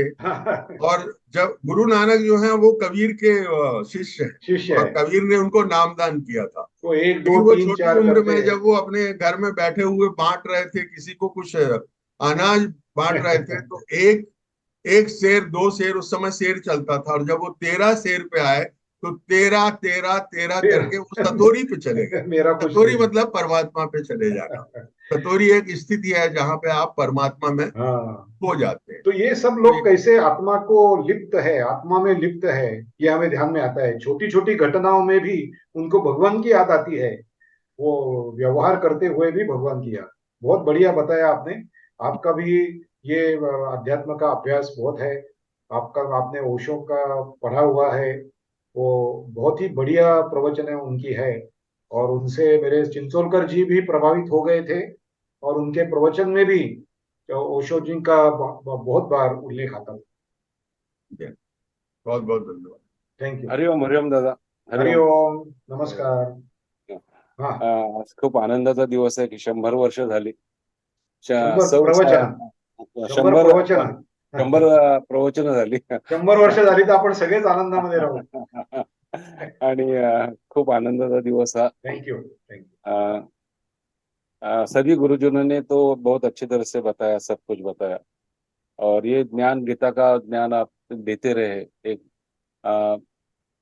100 व्याख्यानों में, तो उसमें हमें बहुत कुछ मिला। और वो जो आपसे जो मिला हमें, तो हम भी कहीं कहीं बांटते रहे, जो भी हमारे समझ में जितना आया उतना हम बांटते रहे। तो फिर भी मैं बोलता हूँ हमें इतना कुछ समझ में नहीं आया। तो आपका ये गीता ज्ञान है, तो मतलब आप जो बोल रहे हैं, बता देते, इतनी अच्छी तरह से बता देते हैं, तो भी गीता समझना, पूरे अंदर तक जाना, हृदय तक जाना इतना आसान नहीं है मुझे लगता। क्या इसका तो व्याख्यान आपका बार बार होना बहुत जरूरी है। तो मैं आपको एक विनंती करता हूँ, प्रार्थना करता हूँ कि आप ये खंडित मत करिए, ये तो पूरा चलते रहना चाहिए। क्योंकि ये जैसे पवन जी ने बताया अभी कि ये समझना कठिन होता है। उन्होंने बताया कि मैं बहुत बार गीता पढ़ा फिर भी नहीं हो सकता, इतना अंदर तक नहीं जाता। तो ये अंदर तक जाने के लिए वो भाव पूरी तरह से हमारे अंदर जाने के लिए ये बार बार तो सुनना ही पड़ेगा, ऐसा मुझे लगता है। तो अगर आप सभी सहमत है तो मुझे लगता है ये तो निरंतर रहना चाहिए कि इसको खंडित न हो। मैं ऐसे और क्या बोलूं, मेरे पास शब्द नहीं है कि आप कितने अच्छे तरह से बताया। जो भी बताया, जो भी हमारे समझ में आता है, तो इसका आनंद इतना मिलता है कि हम सुबह आपका प्रवचन है तो हम उठ के कैसे भी हालत में सुनने की कोशिश करते हैं। Thank you. इसमें ही समझ जाइए कि आप हमें ये गीता का ज्ञान कितना अच्छा लगता है। और आप बताने वाले जो है, ईश्वर ने आपके पास सब दिया, ये बताने के लिए ये कार्य दिया, वो कार्य आप इतना अच्छी तरह से कर रहे हैं। तो मुझे लगता है कि ये खंडित ना हो और हमें ऐसे मिलते रहे ज्ञान। तो यही हमारा जीवन सुधारने का एक रास्ता है, हर आदमी का, और समाज में ये फैलना चाहिए। अगर हमें 100 लोग अगर यहाँ जुड़े हुए, तो 100 लोगों से और भी उतनी संख्या से बढ़ते रहेंगे और समाज हमारा अच्छा हो जाएगा, सबको एक इसका ज्ञान मिलेगा और सबका जीवन भी सुखी हो जाएगा। धन्यवाद भाई. Thank you. तुमच्या प्रतिक्रियांबद्दल मनपूर्वक धन्यवाद. आपण इतक्या प्रेमाने, आपुलकीने आणि मला प्रेरणा देण्यासाठी उपस्थित राहत होतात, याबद्दल मी आपला अत्यंत आभारी आहे. धन्यवाद. Thank you, sir. Good morning, sir. शोभाताई, good morning. Very good morning Good to you. morning, sir. Very good morning madam. Sir, really heartfelt thanks, sir, for this wonderful session and the good analogies, the right analogies that you give. जैसे सब लोगों ने बताया है, really when we are reading it अपने को उतना समझ में नहीं आता है और कंसिस्टेंसी नहीं रहता है. बट आपके प्रवचन से हम लोगों को बुधवार के दिन इतना शुभ शुभ शुरू हो जाता है अपना, और हम इंतजार करते रहते हैं कि हाँ आज सर का प्रवचन है करके। बहुत ही अच्छा लगता है सर, बहुत ही अच्छा लगता है। So really thank you a lot sir, thanks a lot thank for you very making much it शोभा ताई. simple, for making it understandable, and for making it very, very consistent in our lives. So, thank you so much, sir. Thank you very much. एका सामान्य साधकाकडून आपण ऐकता, मनपूर्वक धन्यवाद. आणि आपल्याला कौतुक करता, याबद्दल मी आपला आभारी आहे. Thank you very Yeah, much yeah. Shobhatai. And thank you for in helping spite us of be on track, sir. and in spite of your busy schedule, you make it a point to attend. It's No, sir, great thing. not as busy Yes, as you, yes. sir, No, but no. being inspired by you and Taukar Dada, I think we should learn consistency and अपने को जैसे बोले ये बार बार सुनना चाहिए समझने के लिए। भगवत गीता उतना आसान नहीं है। रीड करके जो इंटरप्रिटेशन मिलता है और सुन के जो इंटरप्रिटेशन मिलता है, आप जो एग्जाम्पल्स देते हैं वो बहुत ही खूब रहता है और Thank you. दिमाग में बैठ जाता है। Thank you. Thank you. और सुनीता ताई, अन्वय के लिए बहुत ही शुभकामनाएं है। सुनकर बहुत अच्छा लगा, ये छोटे उम्र में बच्चा ने वो 15वां अध्याय इतना अच्छा तरह से बोला है। बहुत अच्छा. हमारी शुभकामनाएं वेरी सुनीता ट्रू, वेरी ताई, true, thank you so much. Very true. Thank you Shobha thank you ताई. Sir, good day sir. Have a thank you nice day. Sir. Thank you. Thank you. Okay madam. Okay. Raj ji, Raj has raise his hand. या नमस्कार, ऐकू येतोय Yes, माझा आवाज? नमस्कार. हो, पोचतोय. बोला बोला. ओके ओके, छान छान. हा, खूप छान वाटलं तुमचं 100वा ऐकला. तो I Thank am you. Very fortunate to be Thank you. Part of that. Thanks. मला एक प्रश्न होता हा, बोला. की म्हणजे आपल्याला आपण आत्मा आहोत ते लक्षात घेतलं पाहिजे. म्हणजे मनात सगळं मन करत असतं. होय. तर अशा काही सिंपल ट्रिक्स आहेत का, कि is there any simple techniques which we can be aware, like हम याद रखें कि हम मन नहीं है, हम आत्मा है. तो because day to day life में हम वो भूल जाते हैं कि मन take over everything, right? Everything, very true.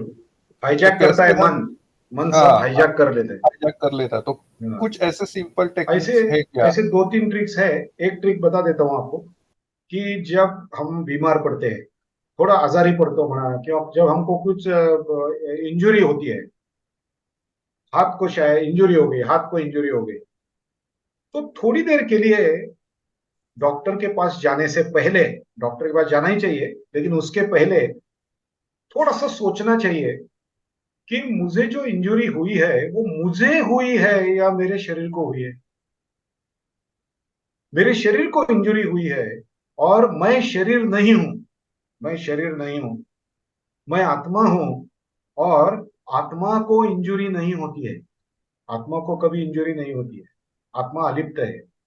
तो इस तरह से हमारे शरीर को थोड़ा सा अलग करके देखने की अगर हम कोशिश करेंगे, जब हमको इंजुरी होने के बाद, क्योंकि वो शरीर का बहुत बड़ा दुख है, इसीलिए जब वो दुख होता है तब हम उससे खुद को अलग करने की कोशिश करनी चाहिए और सोचना चाहिए कि मैं आत्मा हूं. और आत्मा की तरफ, आत्मा के लेवल पे, आत्म्याच्या पातळीला मला काहीही झालेलं नाहीये. मी नित्य आहे, मुक्त आहे, बुद्ध आहे. एक बार एक रामकृष्ण परमहंस जी का एकदा हाताला अपघात झाला आणि त्या फ्रॅक्चर झाला. वो हाथ को फ्रैक्चर होने के बाद वो सबके दिखा के फिरते थे, अरे बहुत दुख होता है, बहुत दर्द होता है, ऐसा होता है, वैसा होता है. तो उनके एक शिष्य थे वहां, स्वामी एक उनके शिष्य थे, अंतरंग शिष्य थे. उन्होंने उनको पूछा कि आपको दर्द होता है? तो उनको रामकृष्ण ने कहा बहुत दर्द होता है रे, बहुत दर्द होता है. तो उन्होंने कहा आपको दर्द नहीं हो रहा है, आप आनंद के सागर में डूब रहे हो, आनंद के सागर में झूम रहे हो, ऐसा उन्होंने कहा. तो रामकृष्ण जी ने कहा या साल्याने पकड़लं मला म्हणले. इसने मुझे पकड़ लिया. क्योंकि रामकृष्ण कभी भी देह बुद्धि पे नहीं थे, वो आत्मबुद्धि पे थे. ये संतों की एक वैशिष्ट्य है कि वो देह बुद्धि पे नहीं रहते.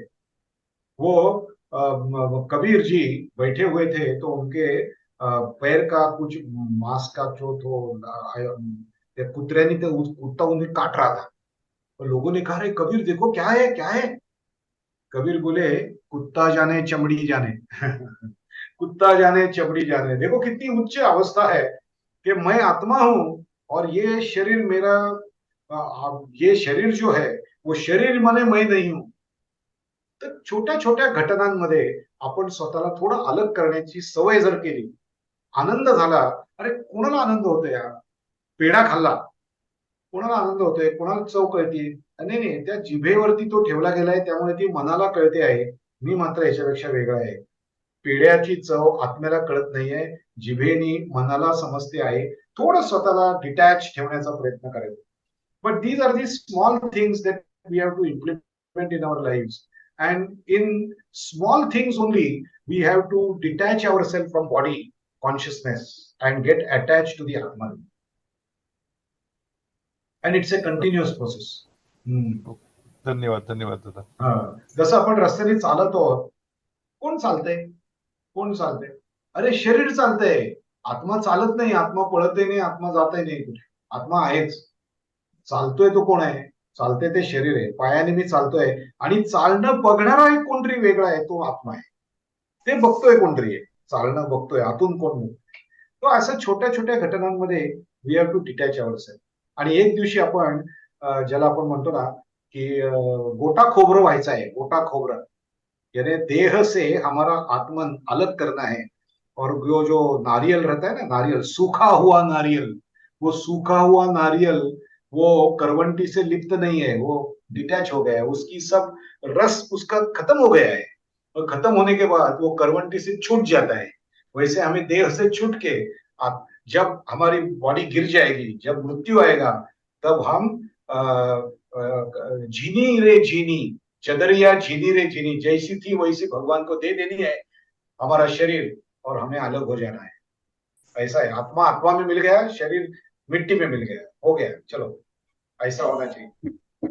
ये बहुत उच्च बात है, सबको साध्य नहीं होगी, इसीलिए सब संतों ने कहा है नाम स्मरण करते रहो, मन को शरीर से मत जोड़ो, मन को आत्मा से जोड़ो। लेकिन ये प्रैक्टिस का भाग है, थोड़ी थोड़ी प्रैक्टिस करके खुद को आत्मा समझने की कोशिश करनी चाहिए, तो ही है ये होगा। राज जी, मुझे लगता है आपका आंसर मैंने दिया है। येस येस, धन्यवाद बहुत. Thank you very much for the nice question. Hariom दादा. हरिओम, नमस्ते साखरे दादा, बोला, साखरे आजोबा बोला। हाँ, आज दादा साहब टिचकुले ऑनलाइन योग वर्ग में हमारे प्रिय लाडले श्रीज दादाजी ने उनका 100वां वर्ग हमें वर्ग के मार्फत हमें ज्ञान दिया है। दादाजी, पहले तो मैं इस मौके पर आपको आपका अभिनंदन करता हूँ, और ये आज जो 100 होगा तो ये परमेश्वर के तरफ मैं ऐसी प्रार्थना करता हूँ कि ये 1000 हो जाए, ऐसी प्रार्थना ईश्वर के तरफ करता हूँ।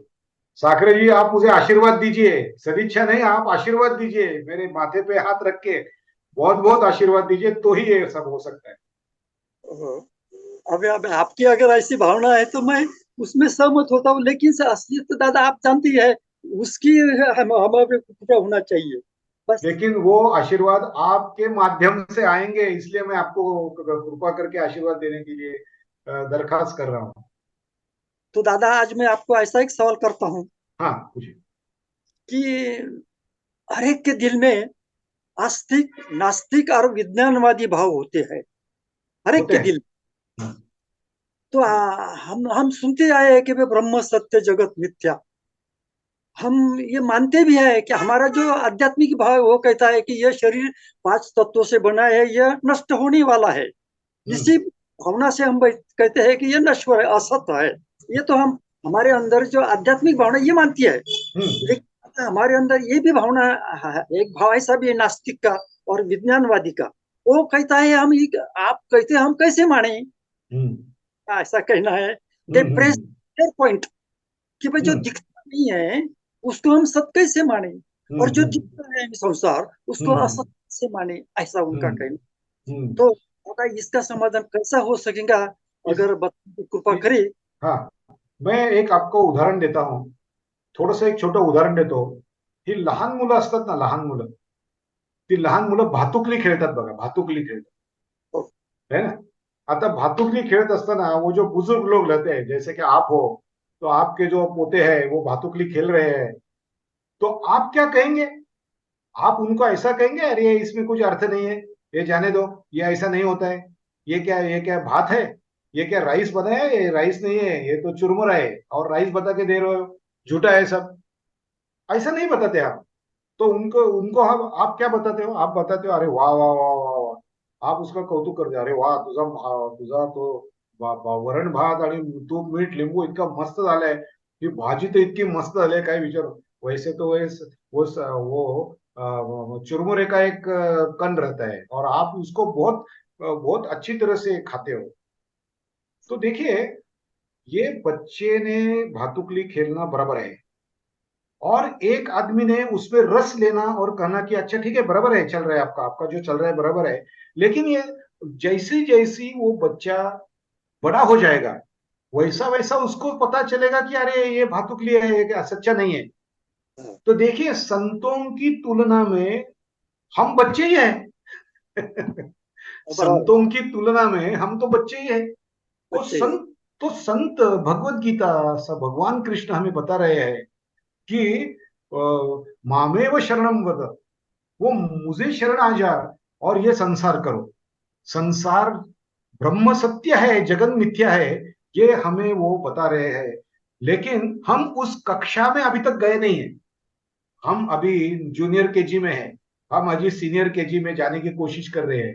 तो 10वीं कक्षा का जो सिलेबस है, हमें ऐसा लगेगा अरे है ही नहीं, ये क्या बोल रहे हैं, ऐसा होता ही नहीं है, वो चंदा मामा है हमको, हमें चंदा मामा दिखता है। अरे नहीं, उस चांद पे जा सकता है आदमी, ऐसा कोई बोलने लगा। उस चांद पे भारत ने यान छोड़ा था और वो वहां पे पहुंच गया था। अरे ऐसा नहीं हो सकता है, हम बोलेंगे। लेकिन जब हमारी मैच्योरिटी बढ़ेगी, जब हमें संसार के बहुत से अनुभव से हम इक्विप्ड हो जाएंगे, तब हमें पता चलेगा कि अरे जिसमें मैं सुख देख रहा हूं वो सुख नहीं है, वहां एक सागर है, और मैं जो हूं वह तो एक कुएं में हूं। वो सागर तो बहुत बड़ा है। एकदा काय झालं, एक विहीर होती आणि त्याच्यात एक बेडूक होता, आणि त्या बेडकाला असं वाटायचं की अरे माझा देह आज खरा, हे माझं जे विहीर है वही मेरा कुआं ही सबसे बड़ा कुआं है, बाकी दुनिया में कुछ कुआं है ही नहीं इससे बड़ा। तो एक दिन ये समुद्र में रहने वाला एक मेंढक उधर आ गया, बेडूकाला काय मेंढकच म्हणतात असं मला वाटतं, वो बेडूक बेडूक त्याच्यात आला, और ये कुएं का मेंढक और सागर का मेंढक एक दूसरे से बातें करने लगे। और कुएं के मेंढक ने कहा कि मेरे कुआं जो है, मेरी जो वेल है, उसके उससे बड़ी वेल दुनिया में है ही नहीं, दुनिया में है ही नहीं। वो सागर का मेंढक बोला अरे नहीं बाबा, वो सागर बहुत बड़ा होता है। तो कुएं का मेंढक बोला रुको रुको, एक साइड पे खड़ा रहा, एका बाजूला उभा राहिला आणि दुसऱ्या बाजूला त्यांनी उडी मारण्याचा प्रयत्न केला, त्यांनी तो दुसऱ्या बाजूला उडी मारली, तो म्हणला एवढा मोठा आहे का सागर? तो सागरातला बेडूक म्हणला अरे बाबा तुला उडी सुद्धा त्यातला मारता येणार नाही, एवढा मोठा तो सागर आहे। एक एक दिवशी असं झालं की एक लाट आली आणि त्या लाटेने या दोन्ही बेडकांना सागरात फेकून दिलं। त्यावेळेला या विहिरीतल्या बेडकाला समजलं की सागर काय आहे। तर त्याप्रमाणे आपण जेव्हा खरोखरच असे फेकले जाऊ त्या आत्म्याच्याकडे, तेव्हा आपल्याला कळेल की आपला हा स्त्रोत, आनंदाचा स्त्रोत खरा कुठून येत होता। अरे ते सत्य आहे आणि हे मिथ्या आहे, शंकराचार्यांनी बोललेलं वाक्य आहे। आणि त्यामुळे आपण जसजसे आपल्या अनुभवाची कक्षा व्यापक होत जाईल, जैसे जैसे हमारे अनुभव बढ़ जाएंगे, जैसे जैसे हमें अच्छे बुरे अनुभव आने लगेंगे, वैसे वैसे हमें पता चलेगा कि ये दुनिया सच नहीं है, ये ब्रह्म ही सत्य है। ब्रह्म के ही तरफ हमारा लगाव रहना चाहिए। एक देवाला धरलं पाहिजे आणि दुसरा हात संसारात असला पाहिजे। जेव्हा संसाराचं काम नसेल तेव्हा तो हात, संसाराचा हात आपण पुन्हा त्या खांबाला धरला पाहिजे। वो बच्चे खेलते हैं ना खाम की तरफ, ऐसा घूमते हैं वो खाम को पकड़ के, तो एक हाथ से खाम को धरो और दूसरे हाथ से संसार करो। जब संसार का काम नहीं है तब दोनों हाथ से खाम को धरो, क्योंकि खाम को पकड़ के रहना ही हमको इस संसार से बचाएगा। इसका ज्ञान होगा तभी हम खाम को धरेंगे, नहीं तो हम खाम को अगर छोड़ दिया तो संसार ही हो जाएंगे। साखरे दादा, मला वाटतं मी माझ्या आपल्या प्रश्नाचं यथाशक्ती उत्तर दिलेलं आहे असं मला वाटतं. काही अपूर्णता राहिली असेल तर क्षमा करा. नाही, तुम्ही नेहमीच अगदी पूर्ण समाधान करता दादा. थँक्यू. धन्यवाद. धन्यवाद. तुमचा मोठेपणा आहे. हरिओम. येस. हरिओम. बोला. हरिओम. हरिओम. हा, नमस्ते. नमस्ते लक्ष्मीताई. बोला. नमस्कार. नमस्कार. नमस्कार. दादासाहेब टिचकुले योग वर्गाच्या सर्व गुरुजनांना हरिओम. दादासाहेब टिचकुले आंतरराष्ट्रीय ऑनलाईन योग वर्गाचे 100व्या वर्गाचे आजचे फॅन बंद गुरु करणं मी मानवा डॉक्टर शिरीष दादा लिमये. आधी तर आपल्याला 100व्या वर्षाच्या शुभेच्छा. 100व्या थँक्यू. दिवसाच्या थँक्यू वर्ष व्हेरी देऊन मच.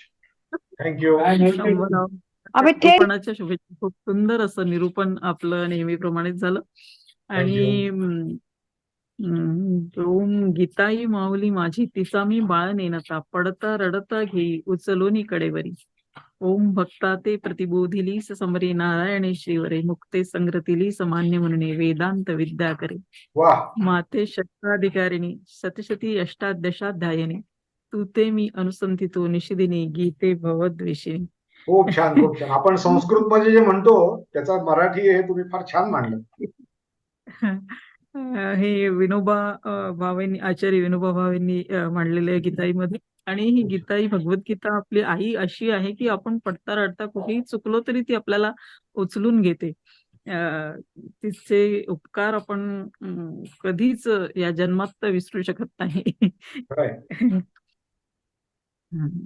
आणि आपण जो आजच्या वर्गातून जो संदेश दिला की आपल्यात असलेल्या गुणांचा अहंकार कधी बाळगायचा नाही. आपले भगवान ब्रह्मांनी घेतलेल्या परीक्षेमधनं त्या तीनही देवांना कसं त्यांच्या अहंकारातून खाली उतरवलं. तर निश्चितच हा संदेश नेहमीच आमच्या जीवनात राहील आणि आम्ही आपल्या सदैव ऋणात राहू इच्छितो. असंच मार्गदर्शन आम्हाला नेहमी करत राहावं. धन्यवाद दादा. धन्यवाद. धन्यवाद. असंच तुमचंही प्रेम आमच्यावर राहू दे. हो, ते आहेच. येस. ते आहेच. येस. थँक्यू.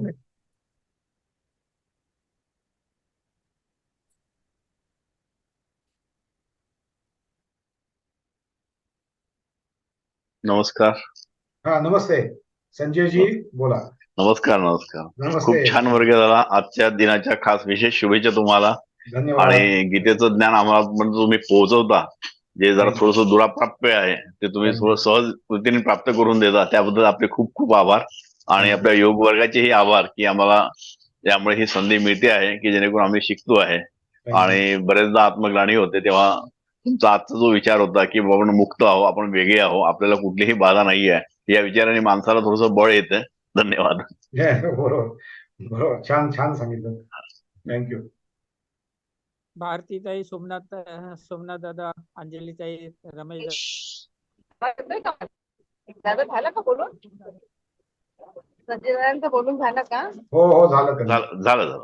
माझा आवाज येतोय? हो येतोय. अंजलीताई बोला. हा दादा. नमस्ते. 100 भाग पूर्ण केल्याबद्दल आपलं खूप खूप खूप अभिनंदन. थँक्यू. आपल्या धन्यवाद. योग वर्गाचं भाग्य की आपल्यासारखे आम्हाला प्रवक्ते मिळाले आणि ज्यांच्यामुळे भगवद्गीता सर जे महान आहे त्याचं ज्ञान आम्हाला सगळ्यांना मिळतंय. खूप खूप धन्यवाद दादा. आपल्यासारखे श्रोते मिळाले हा सुद्धा माझंच भाग्य आहे असं मी म्हणेन. थँक्यू. खूप खूप अभिनंदन. धन्यवाद. मुकुंद दादा, दादा, भारती काळे. हरिओम दादा. हरिओम. रमेश दादा बोला. बोला. ज्ञानदार शानदार दादासाहेब टिचकुले या वर्गाचा आज 1457वां दिन और आज हमने 19 जून 2024 में प्रवेश किया है। इस योग वर्ग के प्रेरणा स्थान आदरणीय दादासाहेब टिचकुले इनको प्रणाम, आदरणीय मते दादा को प्रणाम, आदरणीय ठौकर दादा को प्रणाम और आज के हमारे गुरु आदरणीय डॉक्टर शिरीष दादा लिमये इनको प्रणाम। और मैं डॉक्टर रमेश गांडे मुझे नागपुर से सभी साधकों को प्रणाम करता हूँ।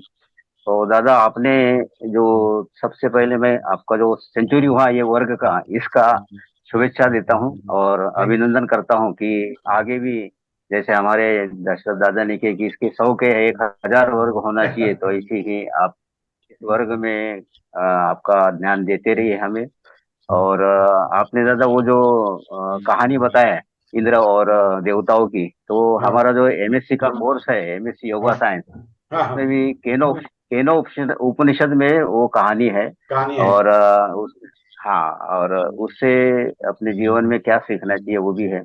और दूसरा जरा एक योग थेरापिस्ट का कोर्स है हमारा, YCB लेवल 7 का। उसमें भी ऐसा है, Bhagavad Gita as a therapy. हम्म तो भगवत गीता में थेरेपी के पॉइंट ऑफ व्यू क्या बताया है, ये हमारे कोर्स में उसके 8 चैप्टर है।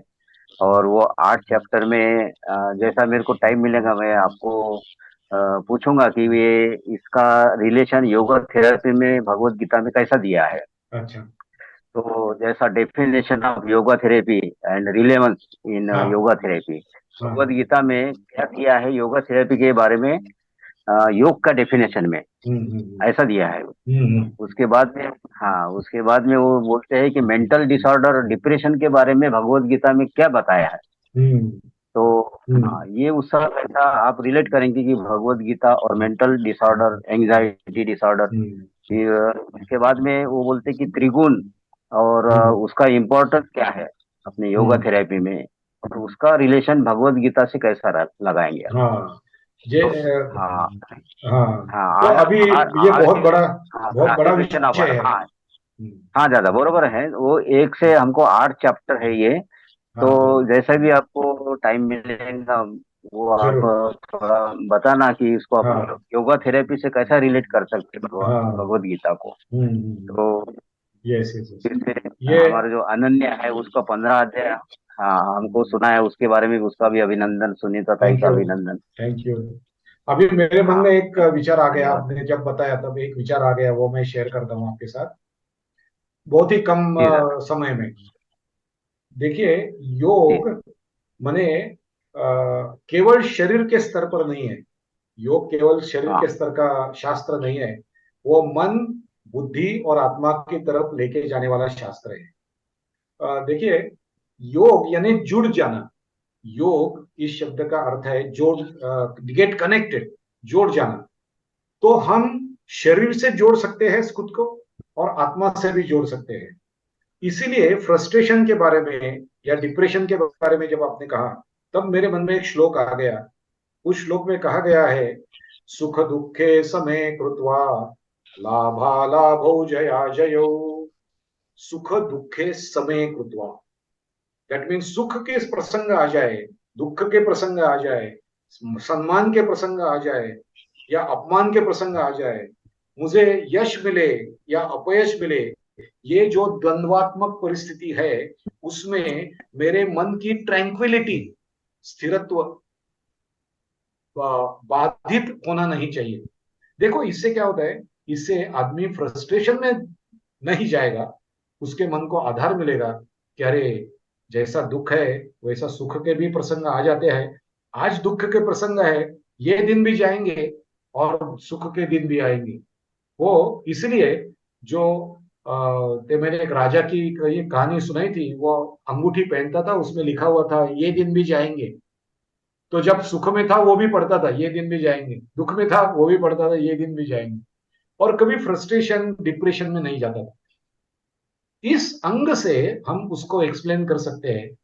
भगवत गीता के बहुत से श्लोक ऐसे हैं जो हमें डिप्रेशन और जो फ्रस्ट्रेशन में जाने से रोक देते हैं और हमें नई चेतना देते हैं, नया उत्साह देते हैं और नई प्रेरणा देके हमें जीवन में पॉजिटिविटी हम कैसे लाएं वो सिखाते हैं।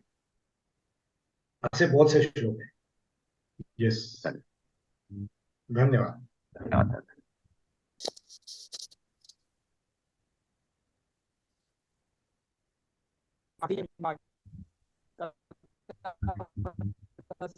और एक ये जो नेट की एग्जाम होती है दादा, उसमें भी ये भगवत गीता के क्वेश्चन रहते हैं।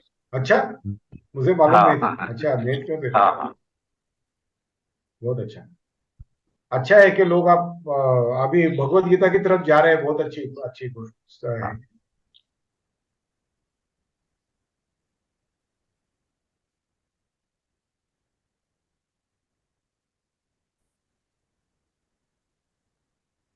भारतीताईंना बोलायचं आहे का? त्यांचा ऑडिओ ऑन आवाज आहे नहीं आ रहा भारतीताई। था? आवाज नहीं आ रहा? हाँ वसंतराव बोला, वसंत वसंत वसंत दादा बोला. नमस्ते, बोला बोला. आदरणीय ठाकूर दादा, आदरणीय श्रीश दादा, तुमच्या प्रासादिक वाणीतून जे काही भगवद्गीतेचं आमच्या कानावर शब्द पडतात ते थांबूच नयेत. आणि तुम्ही किती वेळ बोलला तरी अगदी त्याच्यामध्ये प्राण कानात आणून ऐकावा इतकं तुम्ही तन्मयतेने आणि अर्थ समजेल अशा भाषेत सांगता, आणि तो आम्हाला प्रसाद असतो. आणि तुम्ही 100 व्याख्यान या विषयावरती केली, हे आमचं भाग्य आहे. तर तुमच्या मुखातून असंच ज्ञान आम्हाला मिळत राहावं असं ईश्वरचरणी प्रार्थना करतो. आणि हा जो उपक्रम आहे आणि भगवद्गीतेवर तुमचं जे काही भाष्य आहे त्यातून आम्ही खूप उन्नत होत जातो आध्यात्मिकरित्या, असं माझं वैयक्तिक मत आहे. त्याबद्दल तुमच्या ह्या कार्याला माझा सलाम. वसंत दादा, आपल्या या प्रतिक्रियेबद्दल मी आपला अत्यंत आभारी आहे. थँक्यू.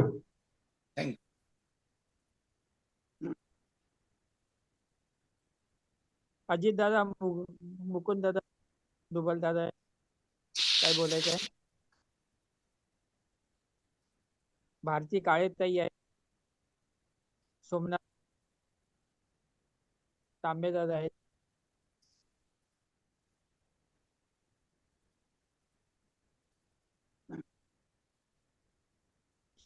से 7-8 मिनिट आहेत, कोणाला काय बोलायचं तर आपण देऊ शकतो.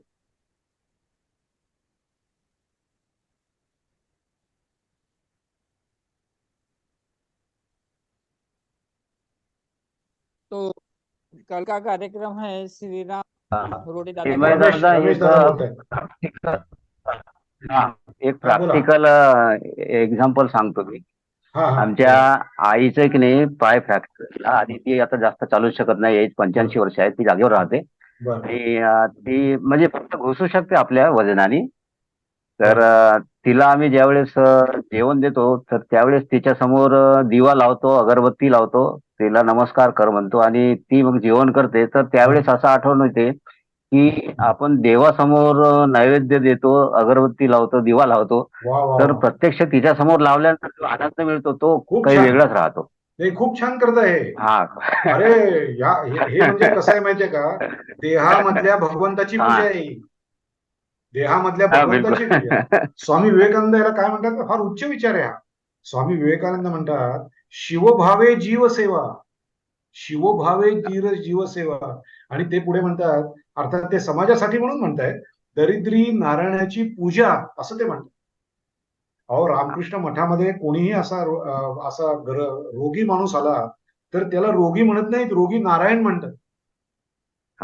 आईच्या रूपातला भगवंत, अर्थात आई हे भगवंताचंच रूप आहे. बरोबर. पण त्यामध्ये सुद्धा, भगवंतामध्ये सुद्धा, त्या आईच्या हृदयामध्ये जो भगवंत आहे त्याची पूजा खूप छान करता तुम्ही. अहो, नंतर फोटोला दिवा लावण्यापेक्षा जेव्हा ते हयात आहेत तेव्हा दिवा लावून त्यांच्यावरती प्रेम करायचं, फार महान गोष्ट आहे, फार महान गोष्ट आहे. त्या आई सुद्धा भाग्यवान आहे. आणि तुमच्यासारखा मुलगा मिळणं किंवा तुमच्यासारखे घरातली लोक मिळणं ही सुद्धा भाग्याची परिस्थिती आहे. खूप भाग्यवान आहे. आणि हे सगळे जेव्हा नातवंड बघतील, नातवंड पतवंड जेव्हा बघतील, तेव्हा त्यांच्यावरती हा संस्कार होईल की अरे, आपले वडील असतात, त्यांची आपण काळजी घ्यायची असते. अरे, आपल्या आईची आपण काळजी घ्यायची असते. माझे वडील माझ्या आईची काळजी घेत होते, माझ्या आईच्या समोर दिवा लावत होते, प्रणाम करत होते, आणि मग जेवण देत होते. मीही तसंच करेन. अशा पद्धतीने आपली संस्कृती, भारतीय संस्कृती, सनातन हिंदू धर्म असा आलेला आहे. आणि मला खूप आनंद झाला, असं एक घर पाहायला मिळतं की ज्या घरामध्ये म्हणजे आईला पूजा करून, आईची पूजा करून तिला भोजन दिलं जातं. खूप छान, खूप छान. दररोज सकाळी तिचा आशीर्वाद, दररोज मग तिचं जेवण झाल्यानंतर राहिलेलं आपल्याला मिळणं, तो प्रसाद. होय होय होय, खूप चांगलं करतात, खूप चांगलं करतात, फार छान. असंच आपल्या वडिलांची सेवा करायला चान्स मिळाला होता. तर म्हणजे माझे वडील, मी त्यांना शेवटचं सलाईन लावलं, माझ्या समोर त्यांचा प्राण गेला. हो हो हो, बघा म्हणजे किती ते समाधानी असतील प्राण सोडताना, प्राण जाताना काय क्रिया होते तेही त्यांच्या रूपात मला पाहायला मिळालं. हो ना, हो ना. हा, प्राण जाताना कशी ऍक्शन होते, शेवट काय होते, ते सगळे वायू निघून जात असताना माणसामध्ये काय, आणि सर्वात थोडासा फेस निघतो आणि अशा प्रकारचा जीव निघून जातो. जीव निघून जातो. अगदी खरं, अगदी खरं. ते तुम्हाला पाहायला मिळालं आणि हे विशेष आहे. त्यांची बॉडी दादा आम्ही की नाही मेडिकल कॉलेजला विद्यार्थ्यांना शिकण्यासाठी दान दिली. खूप चांगलं केलं, खूप चांगलं केलं. हा खूपच त्याच्यानंतर चांगलं. आमच्या आईची तसंच करणार आणि आमच्या वडिलांना आधी आम्ही सांगितलं होतं की बा तुमचं बॉडी आम्ही मेडिकल कॉलेजला दान देणार आहोत, तर ते सर्वांना सांगत होते हो ना, अरे वा, किंवा छान. मेल्यानंतर माझी body दान देणार. म्हणजे सर्व मेंटली सर्व प्रिपेअर्ड होते. होय होय होय. ते म्हणजे ते म्हणले आता लोकांना शिकू दे की काय झालंय माझ्या हा. बॉडीला, बघा, शिका आणि आणि त्यातून रिसर्च करा. किती मोठा आणि विचार आहे जेव्हा हा. जेव्हा मी जेव्हा मी मेडिकल कॉलेजला जातो त्यावेळेस आम्हाला असं वाटते आमचे वडील इथे आहेत. आहेत, हो, खरंय, बरोबर आहे, अगदी खरं. आणि ते ज्ञानाच्या रूपाने राहणार आहेत, लक्षात ठेवा. हा बरोबर. आणि ते पुढच्या समाजाला सुखकारक अजून करणार आहेत त्यांच्यामुळे. काहीतरी रिसर्च होईल, चांगलं होईल. मते दादांना बोलायचं. हा, हरिओम. हरिओम, नमस्कार. बोला हरिओम बोला हरिओम नमस्कार. बोला मते दादा, नमस्कार. 17 ऑगस्ट 2022 ला सुरू झालेला वर्ग सातत्याने आजपर्यंत 100वा व्याख्यानमाला हा पुष्प आहे आपलं. तर खूपच एक योगदान बोललं पाहिजे हे सर्वांचं, म्हणजे आपल्या माध्यमातून. आपण तर ते श्रेय घेऊ शकत नाही, पण आपल्या माध्यमातून हे आम्हाला मिळालेलं हे खूप मोठं एक ज्ञानाचं भांडार आहे. आणि मला वाटतं हे संपूर्ण 100 जे काही आहेत, 1-2 कदाचित मला वाटते नसतील, पण माझ्याकडे पूर्ण रेकॉर्डेड आहे, संग्रह आहे आणि अरे वा, खूप छान. पूर्ण मी त्याचा संग्रह करून ठेवलेला आहे. छान. फक्त प्रकाशित व्हायचे आहे. आपलं 11 व्हिडिओ मी फक्त आपले टाकू शकलो. पुढचे सर्व व्हिडिओ कदाचित मालिकेची जेव्हा सुरू होईल तेव्हा 100चा आपल्याला हे करता येईल. म्हणजे जे काही वाणीद्वारे आपल्या ह्या जगामध्ये आलेले आहे ज्ञान, जसं आता श्रीकृष्ण आपल्या भगवान श्रीकृष्णाच्या माध्यमातून जे ह्या जगात आलं, मला वाटते आपल्या माध्यमातून सुद्धा आमच्या सर्व साधकांना हे मिळेल असं मला वाटते. आणि ते निश्चितच आपण योग वर्गाच्या माध्यमातून प्रकाशित करू. असा एक संकल्प करूया, कारण होईल ते हळूहळू होईल, पण होईल. पण मी संपूर्ण हार्दिक शुभेच्छा. हा डाउनलोड करून रेकॉर्ड माझ्याकडे पूर्ण संग्रही ठेवलेला आहे. छान आहे. आजच्या 100व्या आपल्या व्याख्यानमालेतील 100व्या भागाला माझा शुभेच्छा. आणि पुढे असं कंटिन्युएशन मध्ये आपण योग वर्गाला सेवा देत राहावं ही अपेक्षा करतो. आणि माझ्या धन्यवाद, धन्यवाद. आपल्या प्रतिक्रियेबद्दल मनपूर्वक धन्यवाद. थँक्यू. आणि तुम्ही सुद्धा एवढं कन्सिस्टंटली ते केलं, याच्याबद्दल तुमचं सुद्धा अभिनंदन करायला पाहिजे खरं. मध्ये वेळ थोडा कमी मिळतो, त्याच्यामुळे आता काही हरकत नाही, काही हरकत नाही. जसा वेळ होईल तसा करताय, खूप चांगली गोष्ट. वर्गाचा वेळ होत आहे, तरी आणखी कोणाला काही प्रतिक्रिया द्यायची असेल तर आपण देऊ शकता. अन्यथा उद्याचा श्रीराम रोडे दादांचा दासबोध, जे गुरु शिष्यांचा जे संवाद असतो, तर त्याबद्दलचा त्यांचा 21वा वर्ग आहे, तर त्या वर्गाला उपस्थित व्हावे अशी मी प्रार्थना करतो. कोणाला एखादी प्रतिक्रिया द्यायची असेल तर देऊ शकताय, अन्यथा आजचा वर्ग आपण इथे समाप्त करूया.